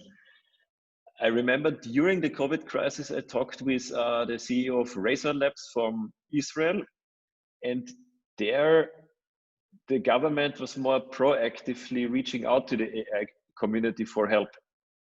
So it was not just cherry picking and saying we need the experts for logistics and the experts for biotech, but they said, like in a setting like now, what could you do for us to fight the impact of COVID? And I think here Europe has very different levels of maturity, but it would definitely make sense to exchange not just exchange, to collaborate on this one, because I think what is really necessary in Europe is that you change the narrative for AI. That it's, I mean, good for me as an Austrian, it's very special anyway, because as strange as it sounds, I think culturally it has a very big impact that the Terminator, Arnold Schwarzenegger, is an Austrian, because people just think robots are dangerous. And this, because you mentioned Japan before, in Japan or China, the robot is the friendly helper. Why is that the case? Because in the cartoons, they teach you other languages, they play with the kids and so on. And this is somehow missing in Central Europe.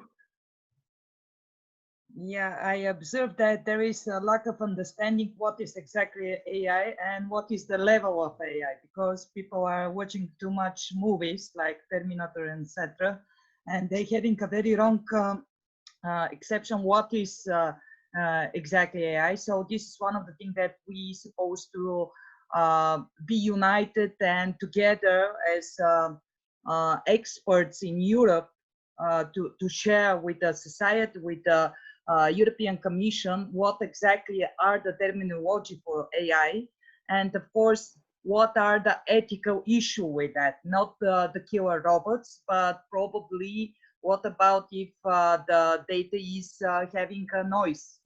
How to clean the data from this noise? So this is the thing that I believe that we can do it this year, because I know from the next year, 10 years of period, that probably people that they are not really understand AI will making rules and taking a lot of GDPR and a lot of regulation without any opportunity for us to working with those data. So this is something interesting. Other thing, I spoke with several colleagues from UK. For them is very interesting the problem with the data, because okay, the Brexit will happen next year, but will they having access to the data that are producing here? When we're talking about the healthcare, about the personal medicine, it's very significant to use this data, not only from the country that we are discover our thing, but also to taking demographic statistics from other countries. So those issues, I believe that we're supposed to exchange our know-how, and till the end of the year to have a declaration or document coming from the expert, from us, from the ecosystem, who is advisory to the European Union. I believe this is the way. So I'm very happy that you follow our idea, and I hope you will support us, because we are very young. It was great pleasure for me to see in your presentation those topics that actually we plan to do, but we are still at the beginning. We are only 6 months old so far, but hopefully united we can do a lot of things. And something else, Bulgaria could be the contact point into the Balkans. The Balkans are actually a huge territory with a lot of businesses, with a lot of science, and I believe that from here, and I hope my colleagues and you will support us to take all this knowledge from the Balkans, to unite the Balkans in a way of AI understanding.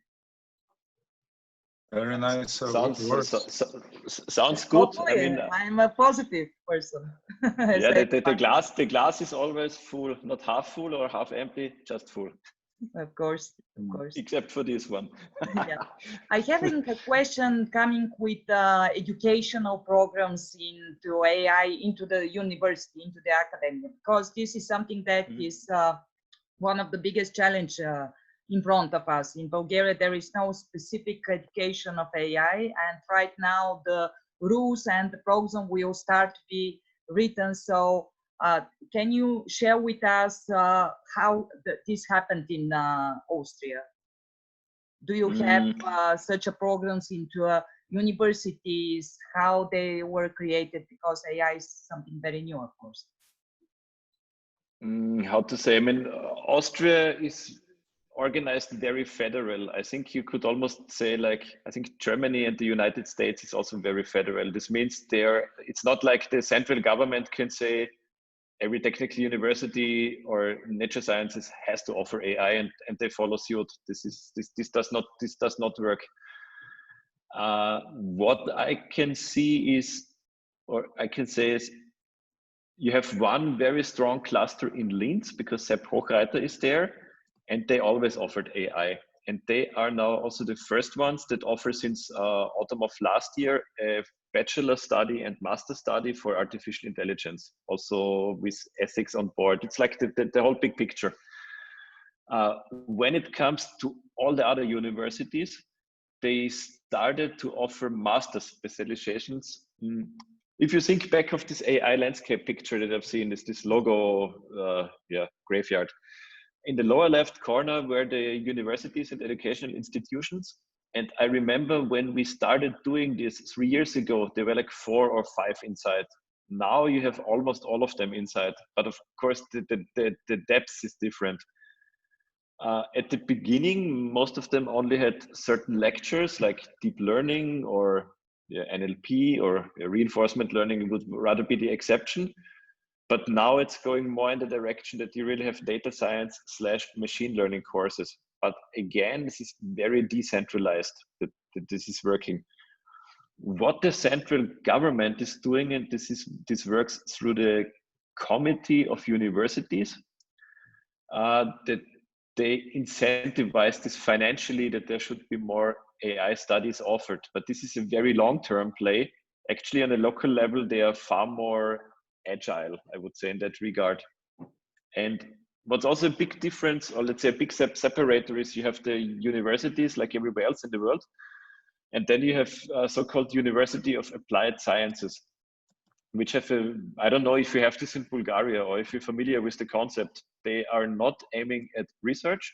It's more like, let's say, all the practical parts of the education, they double down on that. So it takes the same time as a university study, but you do far more coding and less reading papers. Let's put it that way in a simplified format. And for these universities of applied science, they get feedback from the industry, mostly from the surrounding industry, depending on the province where they are. So the feedback loop is smaller. But again, I would say the challenge is it's difficult for such an institution to dive into research topics like generative networks, ethics, reinforcement learning. So they would rather do the so-called normal stuff that nowadays that is ready for application. But I think to add one final thing, Austria still hasn't finalized its AI strategy. They now want to release it in August. And even if that's the case, Austria is not famous for central planning. So I don't know what you know about how well you know Austria, besides Mozart and the music and so on. If you think of the automotive cluster Styria, that is quite famous in the automotive industry, but it doesn't exist because the government said we need the automotive cluster, or we don't have silicon and semiconductors in Carinthia and Villach because the government made the initiative. This was always done on a local level. So I also think even if the government AI strategy is finalized, it will be up to the local governments to do something and just refer to the strategy to, say, look, you wrote education there, although you don't mention a single measure. So let's give me money to put education there. Nice. And in my experience, this is very different across the EU countries. I see. Professor Livio, can you share with us, because I saw that in GET you have a huge part about education and academy. You are a professor also in Sofia University, so it will be interesting for us. What are the plans of Sofia University when it comes to AI education? Currently at Sofia University and Faculty of Mathematics and Informatics, we're having AI program on master level. So it's such a master program, and also information extraction, it's another program. But within GATE, we would like to make stronger this education and to open new programs in data science and in different application fields. For example, we were thinking make this AI in health, for example, with medical faculty and Sofia University and other stakeholders.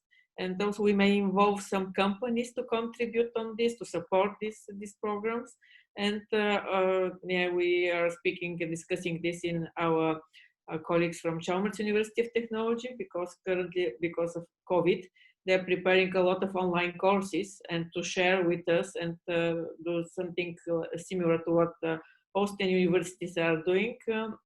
So to everyone to concentrate in different fields and together to make a strong program. So we are doing this now. Hopefully we will find the best formula, of course. Yes, and also in addition to the university education. Please, the first we'll share with the rest.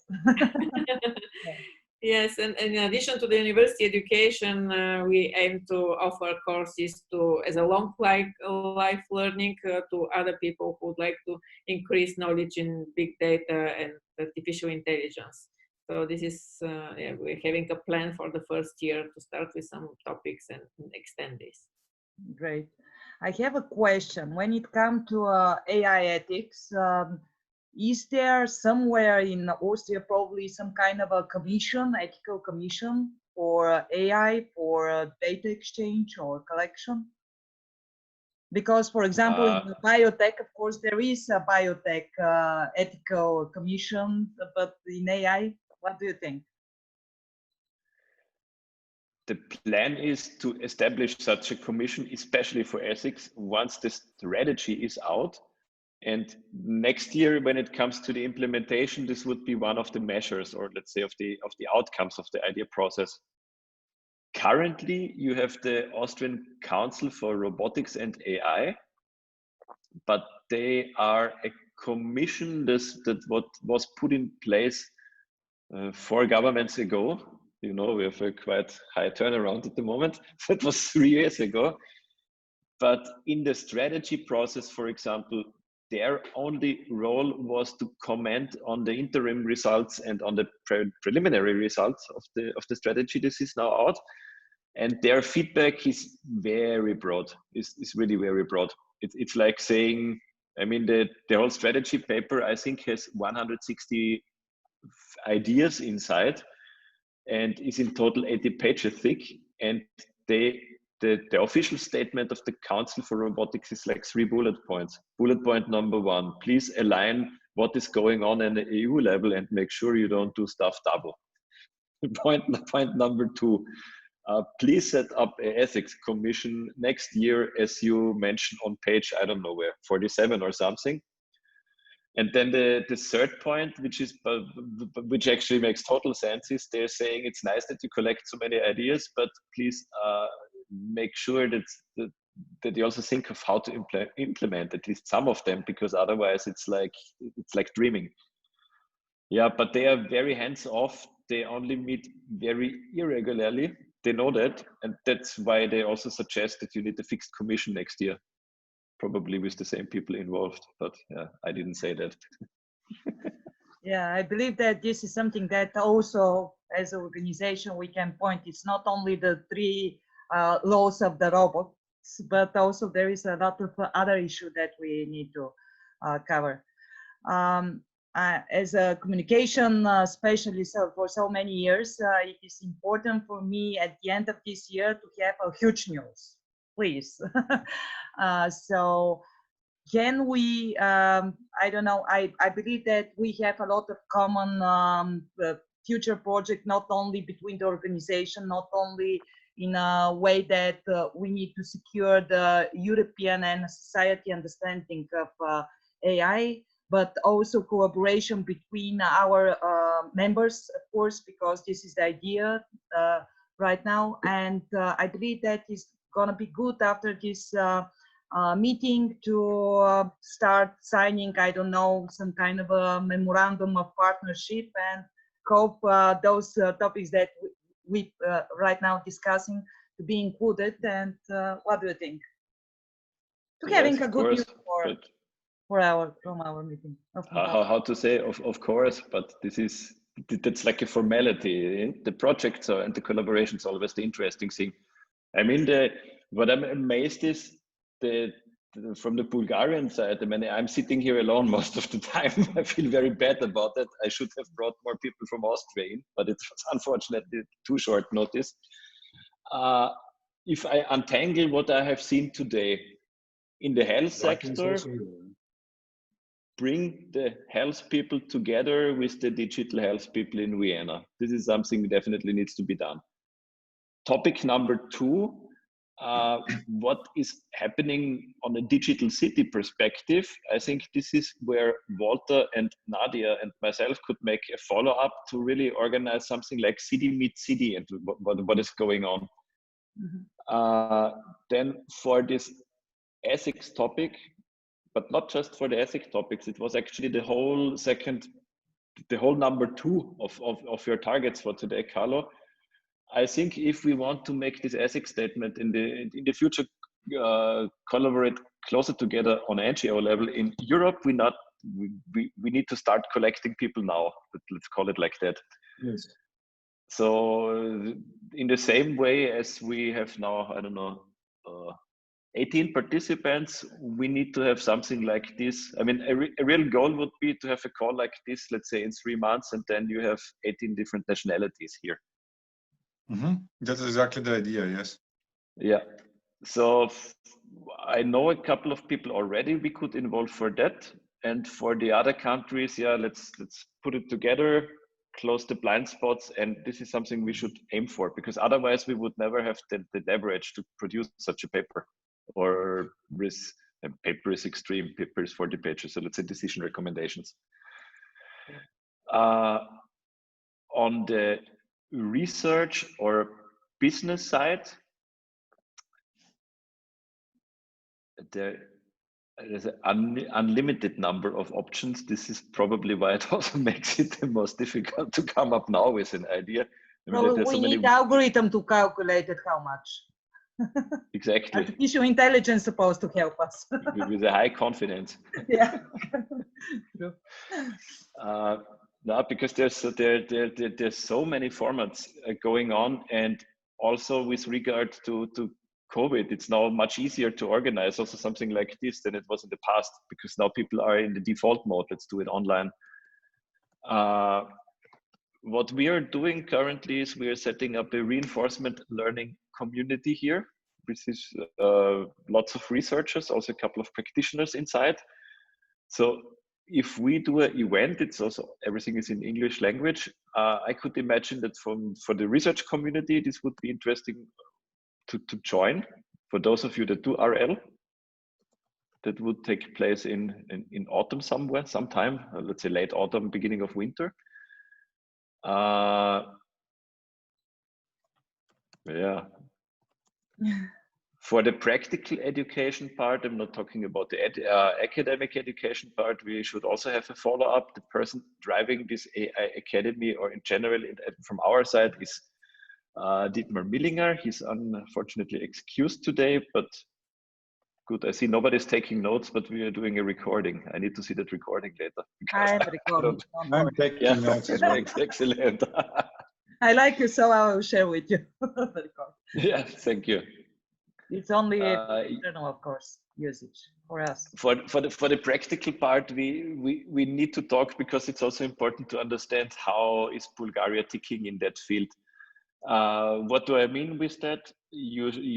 I'm sure every one of you is familiar with elements of AI. The Finnish course that is now available in 8 European languages and more to follow. The Austrian government, they set up an organization. Its name is Fit for Internet, and they are dealing with educating the general public about digital topics. It's like from social media, what is happening with my data, and they are now also slowly moving in the direction of AI. And they said they want to offer more lightweight content. So for them, taking elements of AI, even in the German version, is not an option. But I think this is very different again in the countries. Where they are open, however, is in the practical study field. This AI education we have done for Lower Austria initially, but that we want to roll out. Here, the government is open to bring this online, and so all businesses can participate on it without having to pay for it. So why do I tell you this story? When it comes to something like elements of AI, Austria is probably the wrong partner, because they don't really pursue that. When it comes into practical education, we should definitely talk. Yeah. Well, practical, what is practical? Let's say more business oriented. With case Train studies. Your first models, case studies, exactly. Great. Svetlin? Svetlin, do you want to add something? I know that you have very good thoughts about Academy and good experience, probably to share something about it. Yeah, so yeah, the Academy is one thing that I believe is something that we definitely need here in Bulgaria. So our thinking is we have lots of experts that have kind of deep into a few topics. You mentioned RL, computer vision, NLP, and so on. But I think what's lacking is we have a very strong IT infrastructure and ecosystem, lots of companies and lots of developers who want to dig into AI, but they don't see a way into it. So I think that's something that we are quite interested into.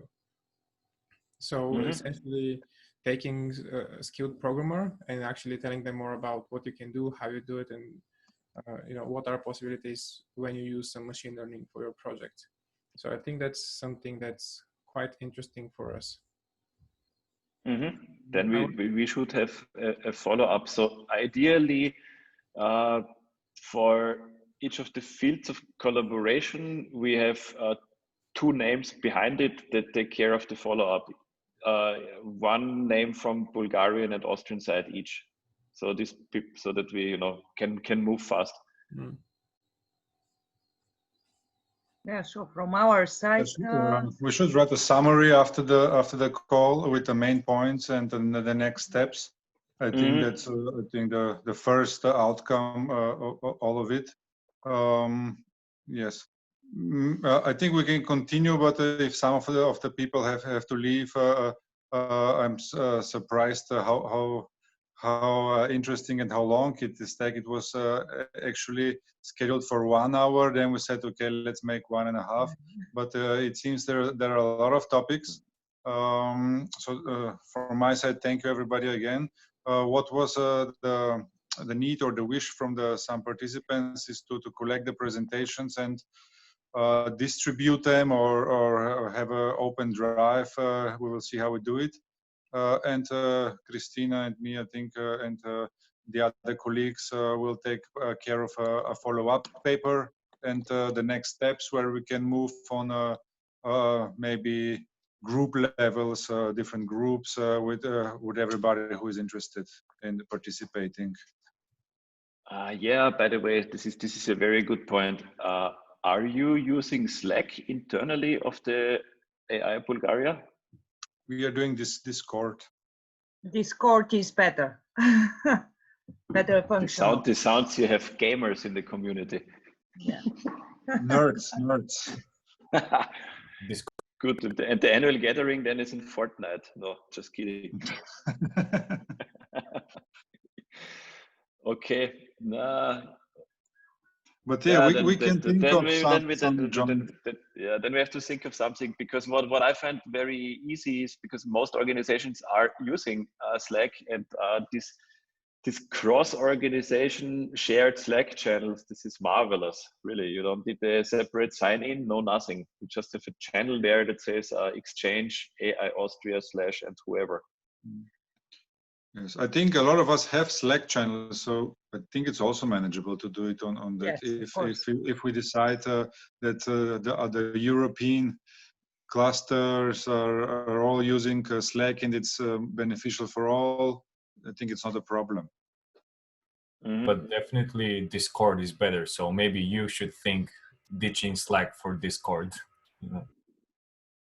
Discord is much better. It's a completely different philosophy. To create, to choose Discord or Slack doesn't matter really. Discord, yes, having a better services right now, but still the Slack is optional also in order to input and to add other organization that we both sides meet. Because I believe that this idea that today we discuss is something that it is manageable. We meet a lot of organization. You meet a lot of organization. Together we will meet even more organization. In order to put in one place, one communication channel is fantastic idea. All the technical or lecture meeting that we do, that you do, or other organization do, is also very good idea to be on one places, to have access to all this knowledge, and it's gonna be much easier to exchange.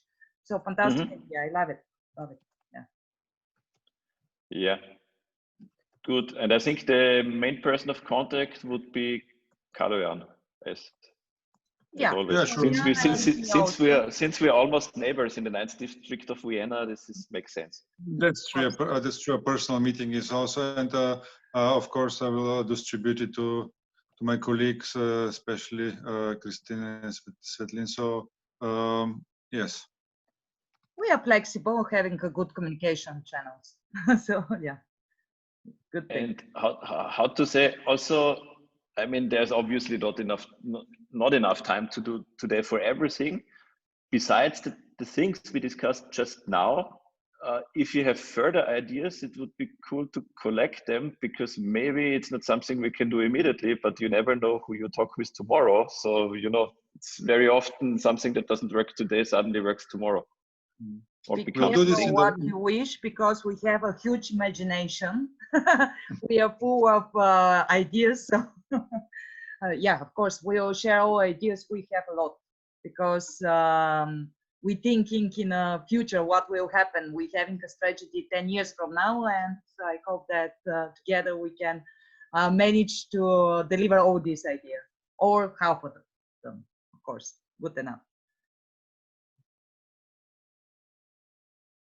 Okay, I want to thank Kaloyan for this lovely meeting. I believe for the first time it was fantastic, very useful. We have good strategy ideas, long-term, short-term, so it was very useful, and I hope this is only the first one of much more meetings, and I'm sure that we will become friends also, because into the cluster I can said that by working together, by doing and sharing ideas for AI, this makes us a friend already, and I'm sure in your we will meet new friends in your from your side. It was lovely, and thank you. Yeah, we definitely need to meet in person, probably without the Bulgarian spirit, the strong one. Very good wine, actually. We are famous for it. Not because my company, we are three founders, and one of them has a Bulgarian wife. And when we were selecting our logo, this is you see here, 3 years ago, this was a very spirit-intensive session, and that is why we vividly remember the strong Bulgarian AI alcohol. making a website, AI making a logo, because it's too simple. That's why it takes so much time. Always like this. It really was done with a generative adversarial network, but we just couldn't choose which one, because there were hundreds of candidates from the neural network. So we said, let's do the alcohol, do the choosing, and we are just the medium. Yeah, the same. It's normal. We're sharing the same problems. Okay, fantastic. Okay, so me and Kaloyan will prepare these follow-up documents, going further for partnership memorandum, and exactly MOU. Step by step, doing other great plan that we created today. It was lovely. Thank you to all participants. I believe this was very interesting, very useful meeting, even for us to know more about us. Was fantastic also for me. Thank you. Thank you very much. Yeah. Thank you. Thank you. Have a nice day. Thank you for organizing the meeting. Bye-bye. Bye.